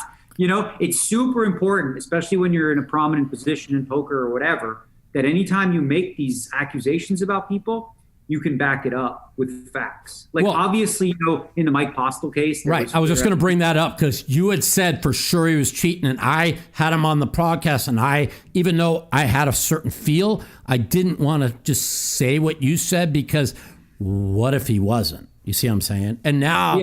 Yeah. So I wouldn't have said that if I didn't think the evidence was overwhelming. Right. And it was just clear to me. It was very, very obvious that and I heard there was I don't even want to go over all the videos, but there's times when you could see him mouthing the words, I can't see the cards less or whatever the guy. Oh, he was, he was definitely looking at his phone. I had enough personal evidence that I could point to and all the videos and stuff like that where I felt comfortable saying that. But then again, with the other guys who were rumored, I don't know. So here's the other thing too, right? When people are banned, right? There were 60 accounts that were banned. There's varying degrees of infractions in terms of what they did, right? You have you have potential allegations of using RTA, of collusion, of chip dumping, all these types of things. Then you have some that are on the lower level, that they just use pre-flop charts and they weren't even sure that what was legal. What I've heard this thing pre-flop chart. Can you tell somebody what is that? Can I what? Sorry, you broke. What is a pre-flop chart? You don't know what a pre-flop chart is? Is that real? I hear this all the time. That's amazing that you've been playing poker this long and you've never heard of a pre-flop chart. It's been around forever. So a chart, right? A pre-flop chart essentially has all the hands in it on a grid. Okay. And the pre-flop chart will show you, okay, under the gun, these are the hands you play. Okay. Under the gun plus one, these are the hands you play. So if you have a chart up, right? And you say, okay, I got A7 suited in my hand. Do I play this or not?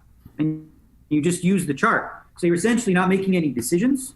You're just using the chart to make the decisions for you.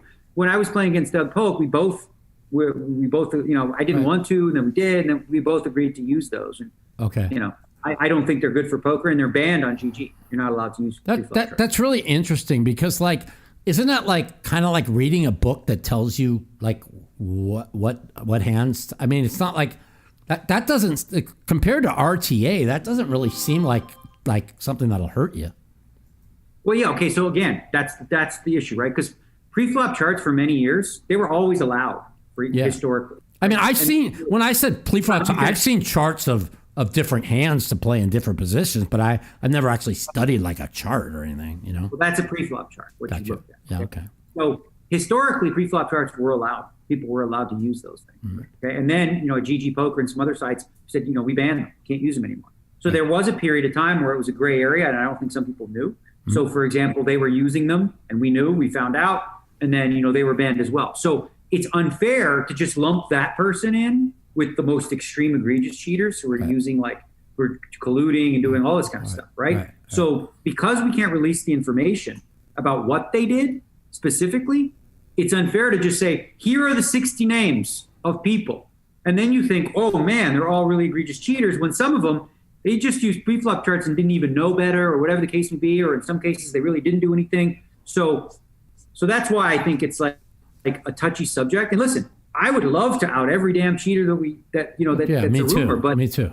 I would love to. So would they. So would everybody. It's not in anybody's best interest to hide that shit. We want those names out and get rid of them.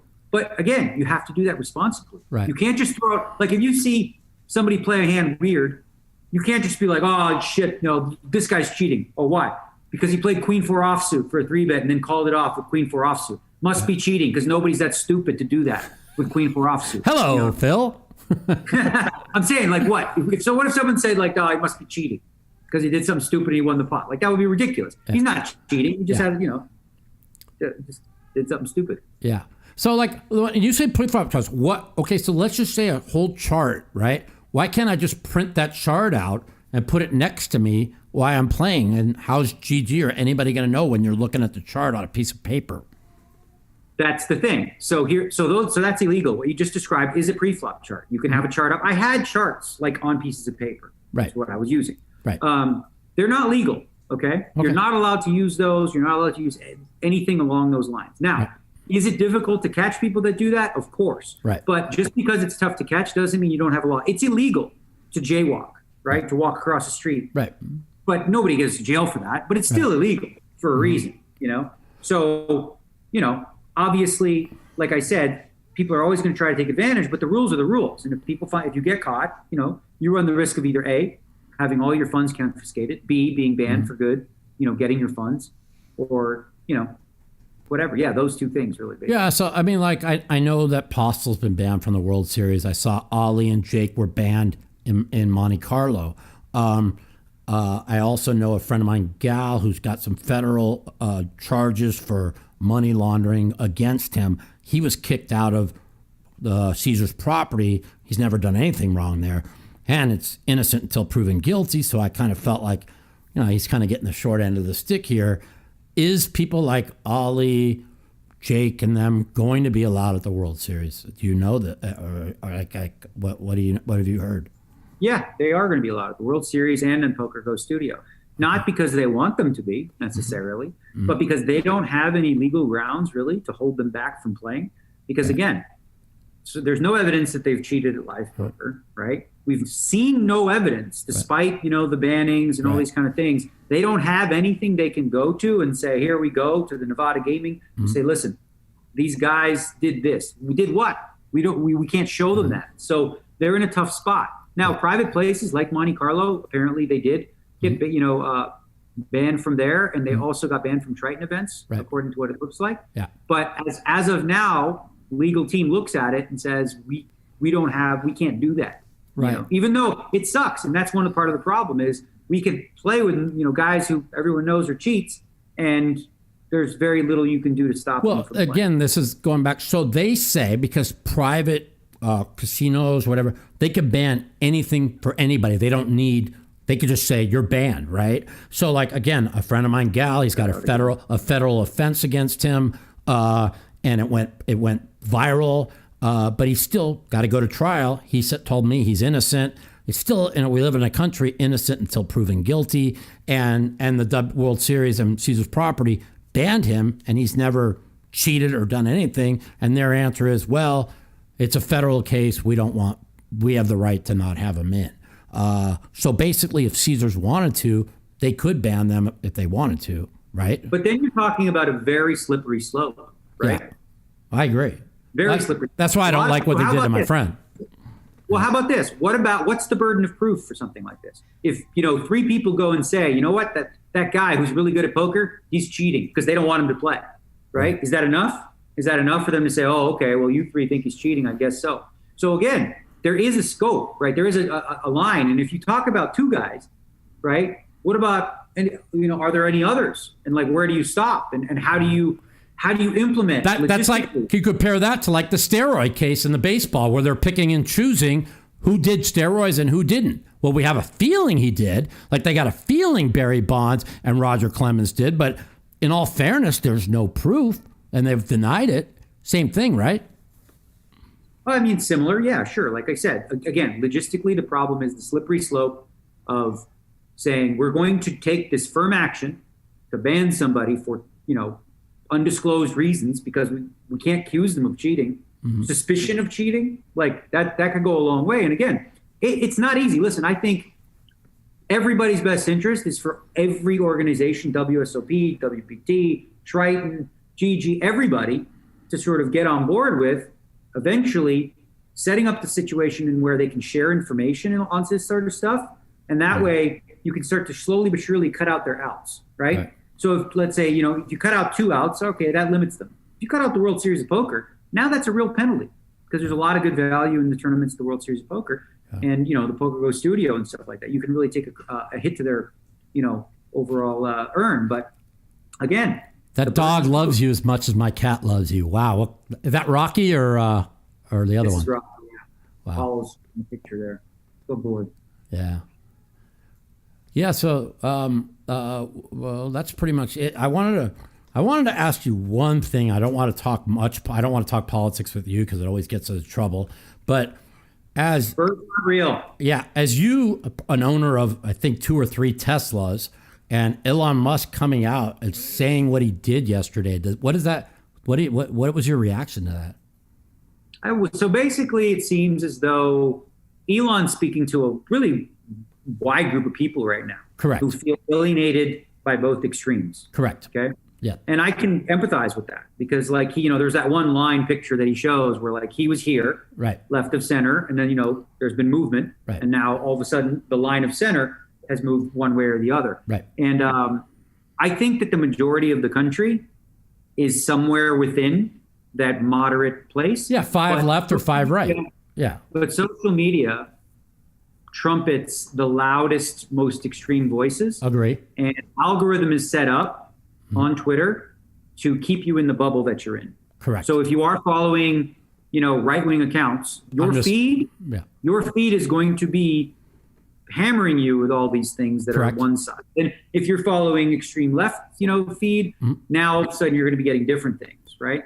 Whereas the most people are somewhere in the middle of all that, but the debate that happens on social media between the extremes. Right. And because of that, it puts us at even more of a impasse in terms of tribalism. Correct. Where this is my tribe, this is what they think, that's what I think. This is my tribe, this is what I think. So people don't think independently anymore. Right. Like, there's a good example. And I was like that 6 years ago when we fought. Right? I went so far right. I didn't know, So there was one theory that possibly this was leaked in a lab, right?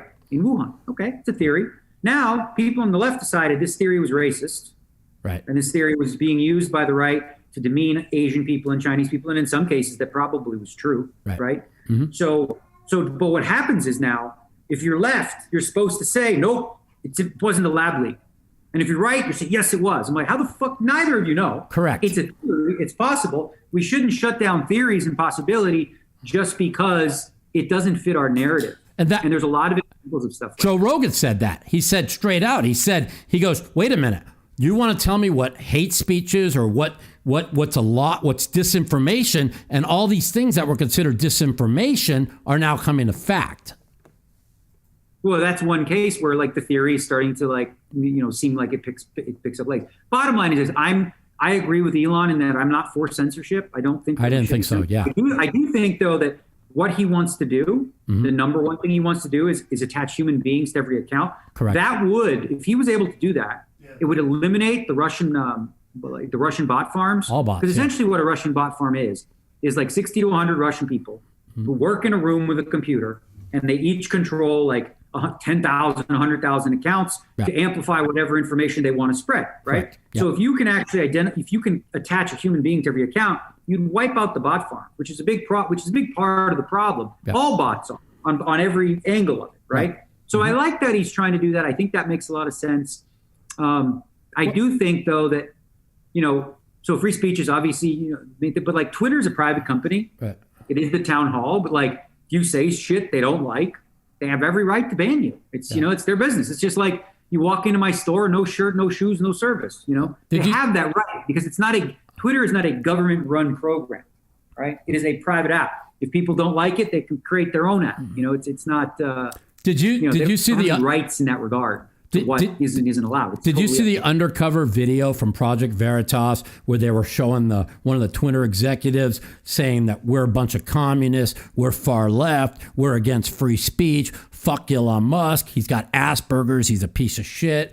I mean, all this came out yesterday, and like somebody like whether you're like, let's just say you were on the right and I was on the left, and you hear somebody with Twitter, one of the main guys, say something like that, that would offend you. It doesn't matter if you're left or right. No, that actually would have zero impact. It's one dude's opinion. I don't really give a shit. Gotcha. You know what I mean? That doesn't mean anything to me. So some guy has an opinion, big fucking deal. Like I don't get worked up over like, oh, look at that secret video. This one person worked on a thing and said this and that. Like there's nothing in there that is like, what's it called? Like, no, it's just a one guy's opinion of whatever. And he has this opinion. So I don't let stuff like that get me fired up because it just doesn't matter. Yeah. It was, what's funny about it is like he's talking to the guy like, we got to be careful what we say because they have undercover Project Veritas videos. So I got to be careful. But I know you and I believe in what you say. So it was pretty funny, the whole video. I didn't see it. Yeah. So, I was just wondering what, a lot of people now on the left, they're like turning on Elon. Fuck him, fuck that. But they don't understand what he's trying to do. He is trying to be in the center, but he's also he's getting pulled right because of, like you said, the chart that he put out. You know what I'm trying to say? He's basically, he's not doing exactly what the extreme wants him to do. So now they're ostracized. Right.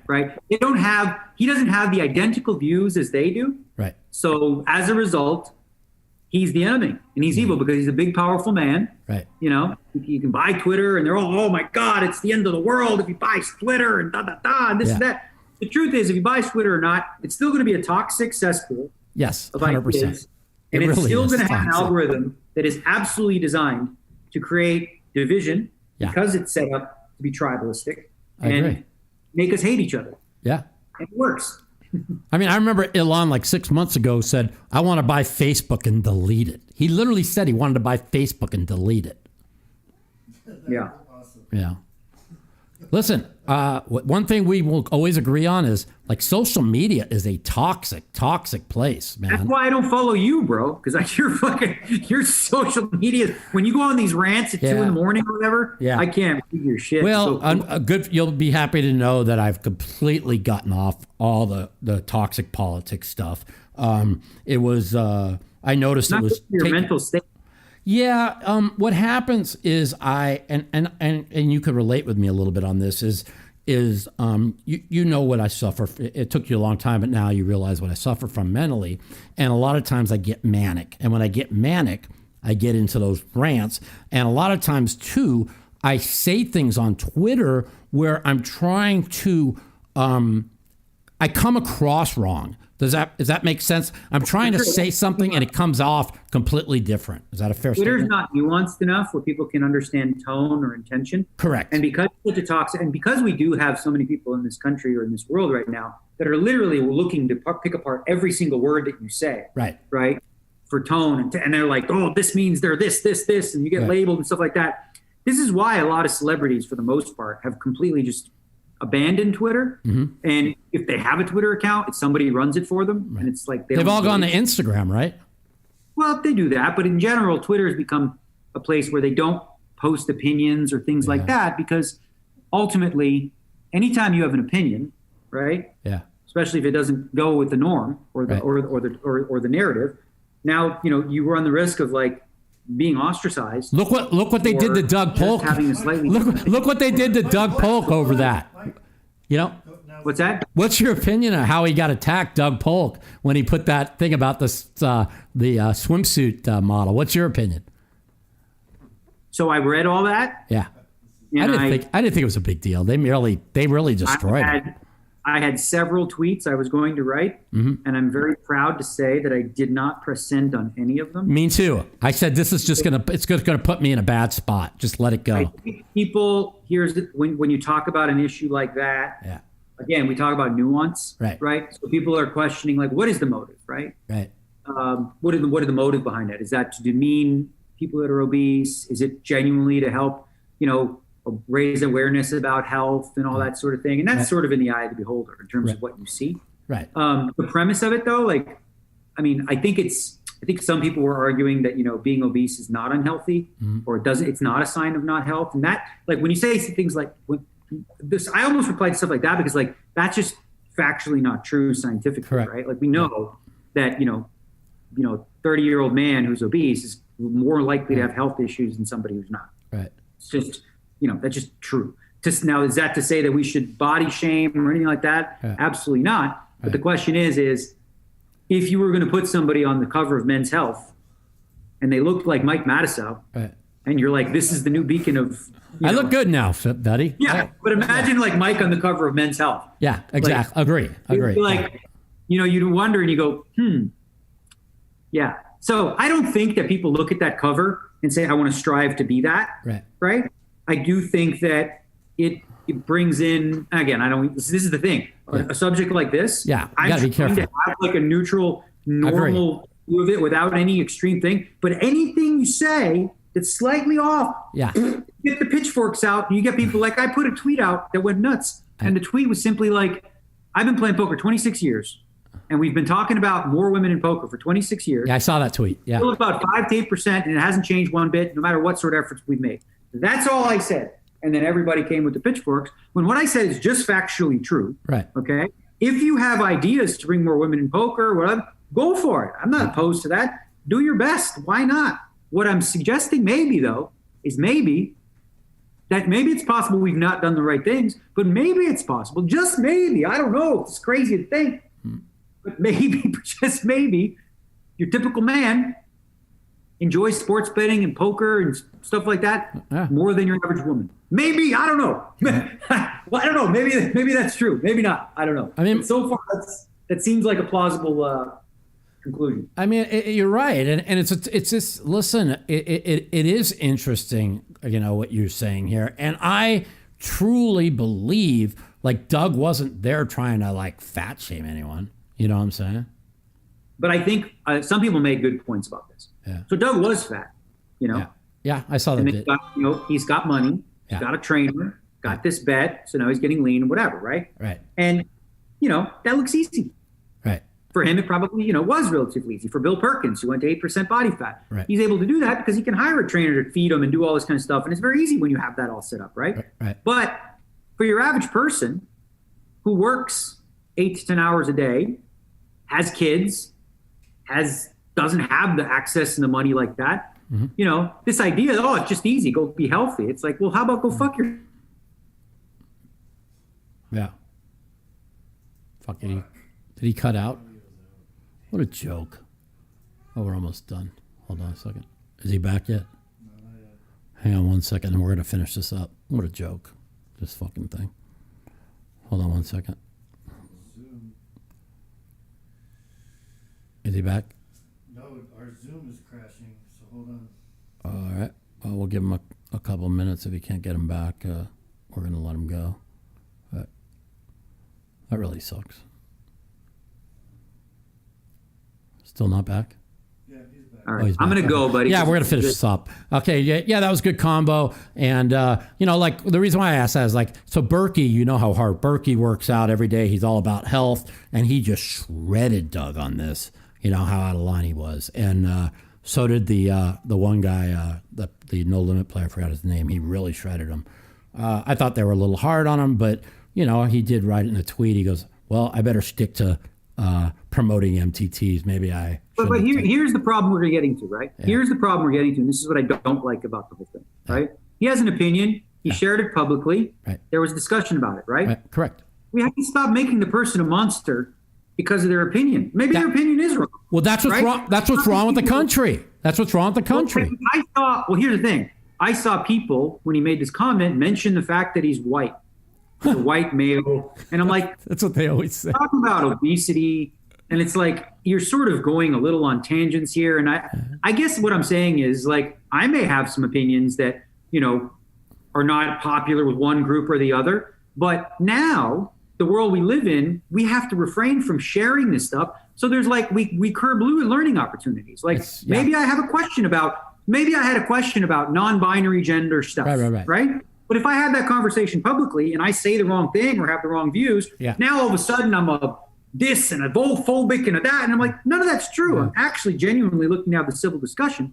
But we don't live in a society where it's safe to do that because of, like, whatever you want to call cancel culture and things like that. I actually had this conversation on Twitter with one person who was transgender and the other one who was non-binary. Right. And they said, they were asking me questions. And I said, to be honest with you, I'd love to have this discussion with you. Yeah. But but on Twitter, it's not safe for me to do so. Correct. Because if I have an opinion that isn't aligned, then, it'd be problematic. So I actually took it offline with them. But even then, I'm like, I have to be careful about anything I put in a DM. Because if I don't conform or don't agree with my thoughts, then I'm like, oh, Daniel, you're a white cisgender male and you don't know. And I'm like, okay, I don't know. But I just because I can't relate or understand to that identity crisis doesn't mean I also don't have the right to an opinion. I do believe it is my responsibility to listen to those that do, right? To listen to people who are non-binary, listen to people who are trans. I have to listen to that stuff and understand it and hear it. But I also feel like I should be allowed to follow up with a question and not just go, okay, everything you say is 100% gospel if it still doesn't compute for me. Well, that's just like J.K. Rowling. She made a comment about trans, and she's like, was as liberal as can be, and they destroyed her. Yeah, you're gone again. That's it. I'm just going to say bye. No, I got you. I hear you. All right, bye. See you later. Yeah, I got you. You're still on. Gone. Yeah, anyway, I'm gone. I appreciate it. Yeah, we're getting off right now. But I was just going to say one more thing. Like, we'll just touch on that and we're going to be done. Like, they did that to J.K. Rowling. She's been as liberal as can be, and they called her transphobic. They tried to destroy her, and that's kind of like what we're talking about. So, anyways, Daniel, I appreciate you coming on. Thank you so much. I can't wait to see you at the World Series. Give me your hockey pick. Who's going to win the Cup? I got all the dogs in this round. Who's going to win the Cup? I haven't even thought that far down the road. Really? It's so dependent upon who gets it. My opinion, I have this intuition, I could be wrong, is I think Carolina's going to win. It's my opinion. So, all right, Daniel, thank you so much for coming on. I appreciate you so much. He's frozen again. It's okay. It's all good. Thank you so much, Daniel. Thank you so much, and I will talk to you later. Peace out. All right. That was, unfortunately, we had a problem there with, I have no idea why, but it is what it is, It is what it is, and I appreciate you coming on, Daniel. That was really, really good talking. We talked a couple hours. We probably could have got a few more things in, but my little 21-year-old Flash is here because he wants to be the star of the show, because that's what Flash does. Hi, Babas. I'm taking him to a doctor on Tuesday. He's doing good, but you see, you guys have watched the podcast before. Flash was usually crazy. Normally, you see how he's like staring? He's lately been like staring out into space a little bit. So we're kind of just want to make sure his blood pressure ain't too high. And I mean, he still jumped all the way up here on the thing. And 21-year-old cats don't jump up on the thing. I've had this boy since 2002. He's watched me be the best poker player in the world. He's watched me lose all my money. He's watched me lose millions betting sports. He's watched this incredible comeback story that I've done the last 3 years. So I'm very proud of myself. Nobody really understands what I've been through. When my documentary comes out, the one we filmed at the World Series last year, and he will be here for 2 weeks this year to finish up doing the documentary. And once you guys see the documentary, you guys will really have a different perspective of how good I've really done with where I was. Nobody in the world could imagine what I deal with pain-wise on a daily basis. Nobody in the world can imagine what I had to deal with trying to get back on top and make money again. And I did it all on myself. I did it with nobody's help. I've pretty much paid almost everybody back. I'm in the middle of basically buying a card room in Texas. I keep telling you, it's just, getting the final touches on it. I'm hoping it's done by the World Series. And if it is, I will definitely inform everybody what's going on. But I do believe Texas is going to be the biggest poker capital of the world. I would literally make a minimum of a $50,000 bet that in 10 years, the World Series of Poker will be in Texas. I really believe that. I believe that Vegas is no longer the poker capital of the world. The only people who play in Vegas are pros. The fish cakes don't come out here. You go to Texas, there's so many fish cakes to play with. They are planning on legalizing gambling. Mark Cuban, Jerry Jones are opening up 2 mega resorts in Dallas. They call it Texas Hold'em for a reason. And once Texas becomes legal, it's going to be where everybody wants to be. So hopefully I've missed out. I missed the boat on full tilt. I missed the boat on crypto when I had $10,000 of crypto at $27 a coin of Bitcoin. I missed a lot of boats, and I'm not missing the Texas boat. I'm telling you right now, I will not miss the Texas boat. And hopefully with all the hard work I've done and the ability to, financially get myself on my feet, and hopefully this Texas thing works out. I'm really looking forward to it. As far as the World Series goes, you guys, we are going to give away on the podcast next week. Okay. I'm going to give away, we're going to do some, we might even have a new video up. We're working on a new YouTube video for the World Series of Poker. It's going to be very funny. It's going to kind of give you an idea what it's going to be. It's going to involve, frog poison, RTA, shamans, all the crazy shit that we heard a couple weeks ago going into the World Series. It's going to be really funny. So we're hoping to have that out by the World Series. It's going to be really funny. And then, as I always do every year, I will ask trivia questions next week, and I will be giving away 1% to 5 of my 10Ks. And I might even give 2% to the main event. 2% of the main event, you win $8 million. That's I don't know. That's a lot of fucking money. That's like what? 16,000, right? Final table of the thing, that's 10,000, so 20,000 if I give away 2%. So I'm going to give away that. Now, as far as anybody who wants to buy a piece of me, my packages will be up on Monday at pocketfives.com. Normally, I've gone to Ustake for the last 5 years. And Josh Aria, very good friend of mine, he was on the podcast a couple weeks ago.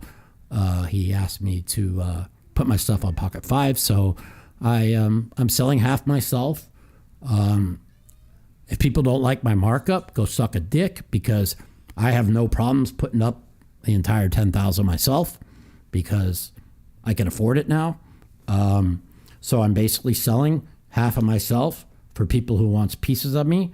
The only ones that I have big markups on are the main event at 1.6. Everybody else said I should go 2.0. I've cashed it 3 years in a row. And Omaha 8, 10K, I have final table 11 out of 20 years. And the 10K PLO 8, which is probably my best game. It's the tournament I want to win more. Like the one caller called, which one's more prestigious than anybody? I believe I'm the best 08 player in the world. Now I haven't played as much as I used to. I'm sure other people are as good or close to me now, but my record stands for itself. Last year was the first year at 6 years I did not final table one of the 4 Omaha 8 or better tournaments. I did get to the last 2 tables of 3 of the 4.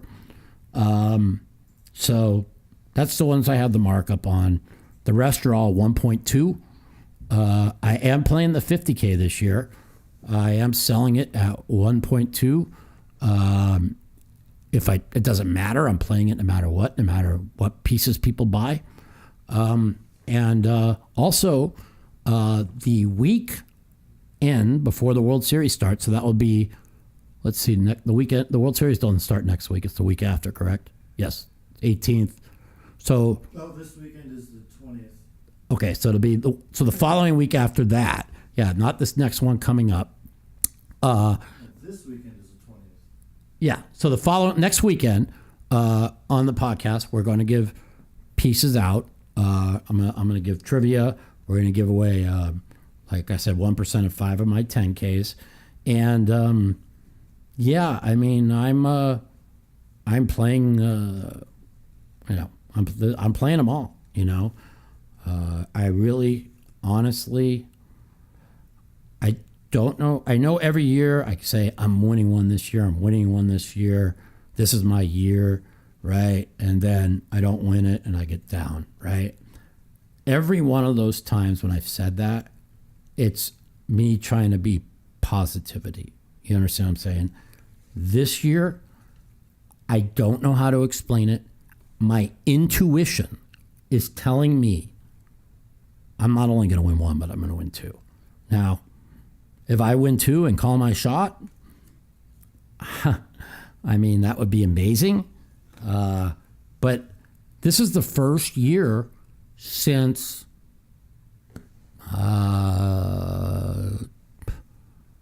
2009.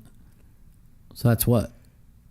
13 years that I'm playing the World Series, where if I brick out 150,000 in tournaments, it won't even faze me. So the fact that the money pressure is off of me. Now, I always like to sell half of myself because I play so much better when I'm playing for other people. In other words, when I sell off myself on Pocket Fives or U-Stake, whatever, I'm not in there playing for myself. I go in there saying, I got to win for these people. And so it really does make me play better. If I don't and I have all of myself and I'm having a bad day and I dust the tournament off, it really would bother me. But if I dusted a tournament off when people have a piece of me, it just kills me from the inside. So, that's the reason why I sell half of myself. So there might be some of these big buy and no limits. I might sell like 90% of myself, no markup. So I'm basically putting up 10,000 myself for them. I haven't decided yet on these things. It was really good talking to Daniel about the solver and the GTO situation. My reads right now, best, maybe better than when I was the best in 2005. But that doesn't say anything. There's 2 or 3 great players in our game, but most people that play in our game, I'm just much better than, and so maybe that's why I've done so well. But I don't take things for granted. People don't realize that. If in poker, right? I'll give you an idea. 2010, right? Jerry Buss invites me to the Western Conference Finals in Phoenix. Fuck. The owner of the Lakers invites me to spend the weekend with him at Western Conference Finals. Of course I'm going, right? Go to the Western Conference Finals. The Lakers lose both games on the road. He says, Mike, that's why I never go on the road. He goes, we just never win when I go on the road, right? And I remember that it's something of a turning point in my life because after that weekend, I said, wow, I fucking made it, man. I grew up a diehard Laker fan, and now I'm spending the weekend in the hotel with fucking the owner of the Lakers. I mean, I fucking made it. I'm like, look at me. I'm one of the best players in the world. I got millions of dollars. I'm with Full Tilt. Nothing can stop me now. Well, that's not the right attitude to have, because in life, I tell people all the time, and I don't want to say this in a negative way, knock on wood, but I always say this to Phil. I go, stop with the ego. Stop saying how great your life is. You could literally go out in a car tomorrow, get fucking blindsided, and be fucking paralyzed, and your fucking life is over. You're too good. Yeah. Wilhelm, you're too good. So, I mean, that's what happened to me. I mean, I woke up one day, a chair broke at the bike, the fucking spinal cord almost got severed. I never did a hard day's work in my life. All I had to do was file an incident report. The bike would have had to give me 20, 30 million, and I'd been set for life. And unfortunately, my partner at the time would not allow me to fill an incident report. He thought it would make our company look bad. So, I mean, so many things had to happen to me for me to be in the situation I'm in. So don't take life for granted, you know. One of the reasons why I got political and it really helped my life is not a left or right issue, is my life revolved around the green felt. It was poker, sports betting, sleep, poker, sports betting, right? Well, that's not balance, right? So that's why I always struggle to have a girlfriend, hold on to a girlfriend, because, you know, girls don't want to see that, you know what I'm saying? So once I got political and I see all the people that are struggling, and the blue collar workers, the people struggling to put food on the table, especially now with all the inflation, like, and the gas prices, like, who could survive? Like, they're going to put the whole world in the poorhouse. But they get what they deserve for voting for these fucking communist fucks. So, I mean, I never even imagined Joe Biden could be this bad. I thought as long as they didn't put that horrible human being, Kamala Harris, in there, Biden been there enough years, he's a centrist, he'll be fine. But when your donors are all far left and they want to push far left policies, I mean, I don't even understand what the Democrats are doing.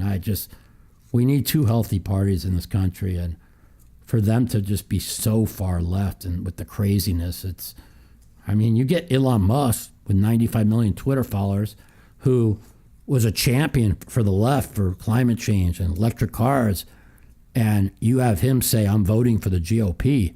You don't need to know anything else. You need to go, the Democrats should be basically saying, what are we doing wrong?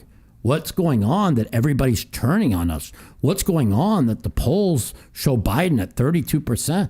What's going on?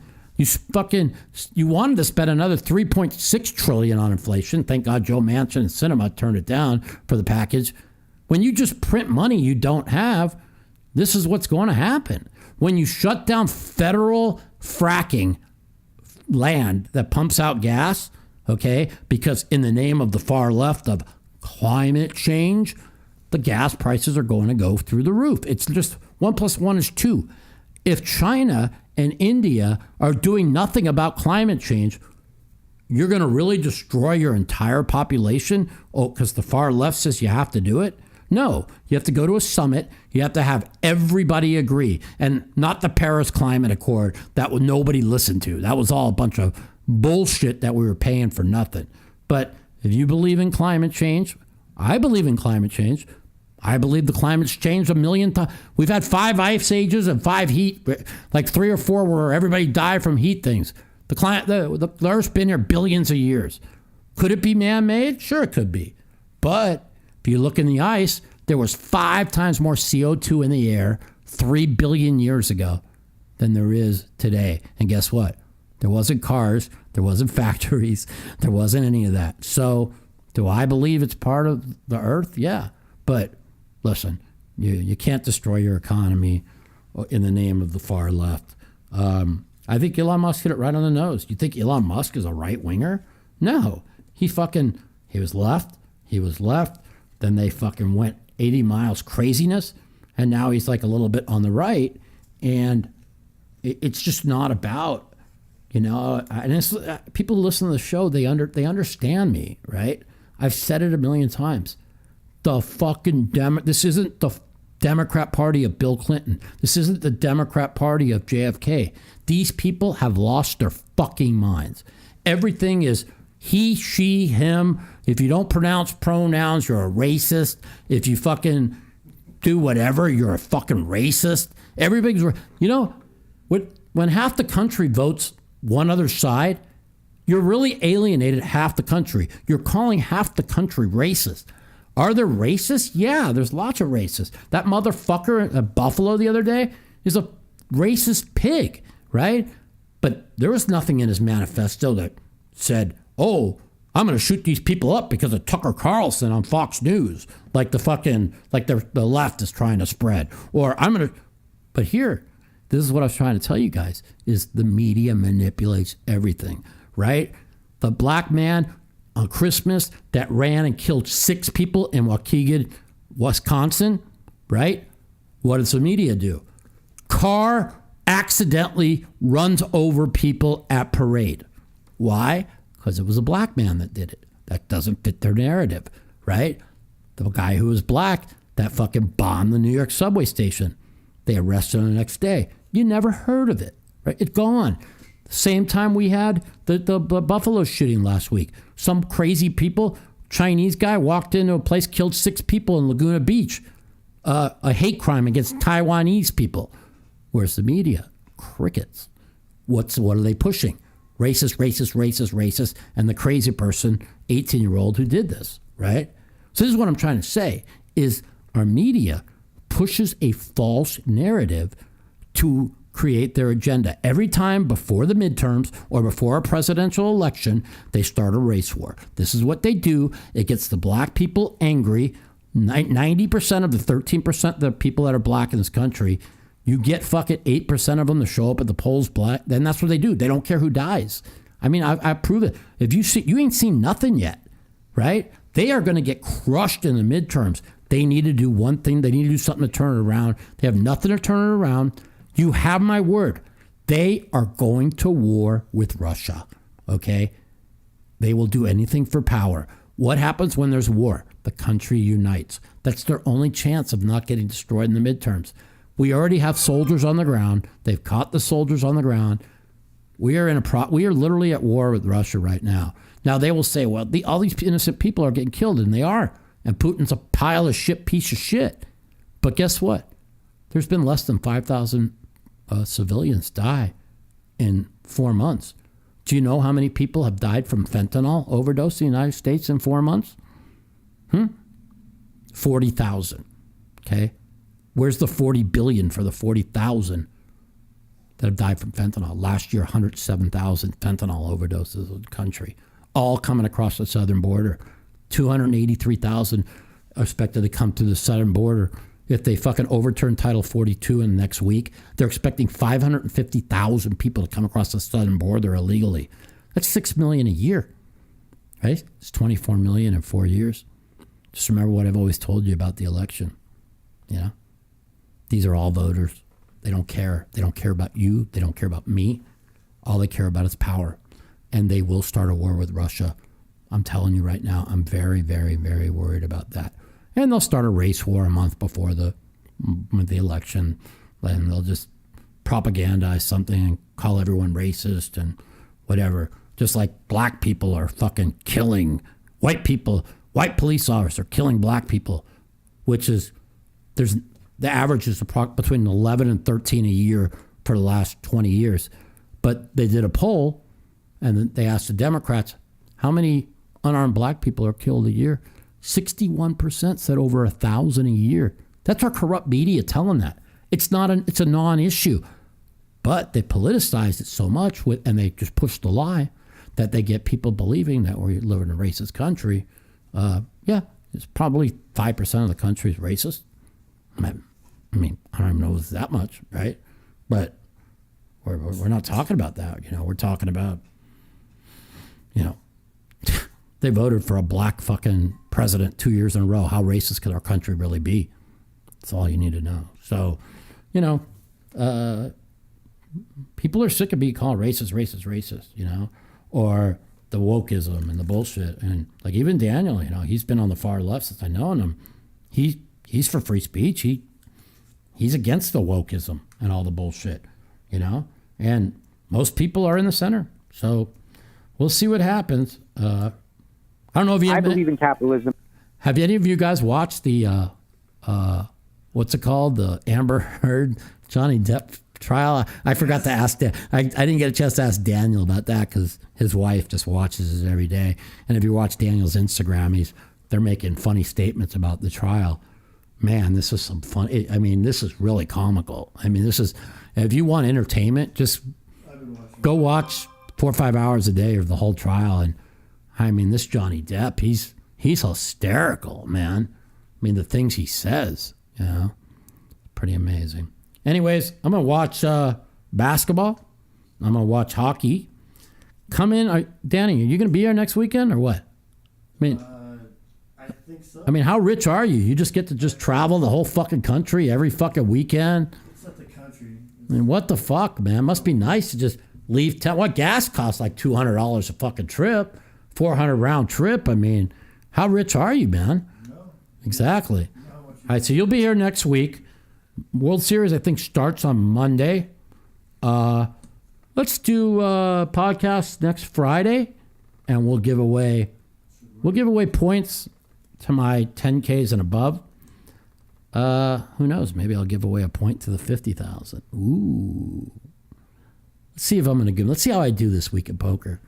Right now, I'm up like, I think I'm 12,000 winner for the week. See how I do this week at poker. Maybe we'll give away some more. If you haven't joined my home game, $250 in chips for 200. Email mouthpoker@yahoo.com. 12PLO, 12 no limit every day. That's it. Another episode of the Mouthpiece. I hope you enjoyed it. I appreciate Mr. D. Neggs, Daniel Negreanu for coming on. We're going to battle this summer. I believe me and him are going to win one, maybe two. He's in a good frame of mind. He's playing good. I'm in the best fucking frame of mind in maybe my whole life. I'll see you all next week at the Mouthpiece. Tune in. Give you a chance to win 1% of at least 5 of my 10Ks, maybe more. We'll see you next Friday on the Mouthpiece. Thank you.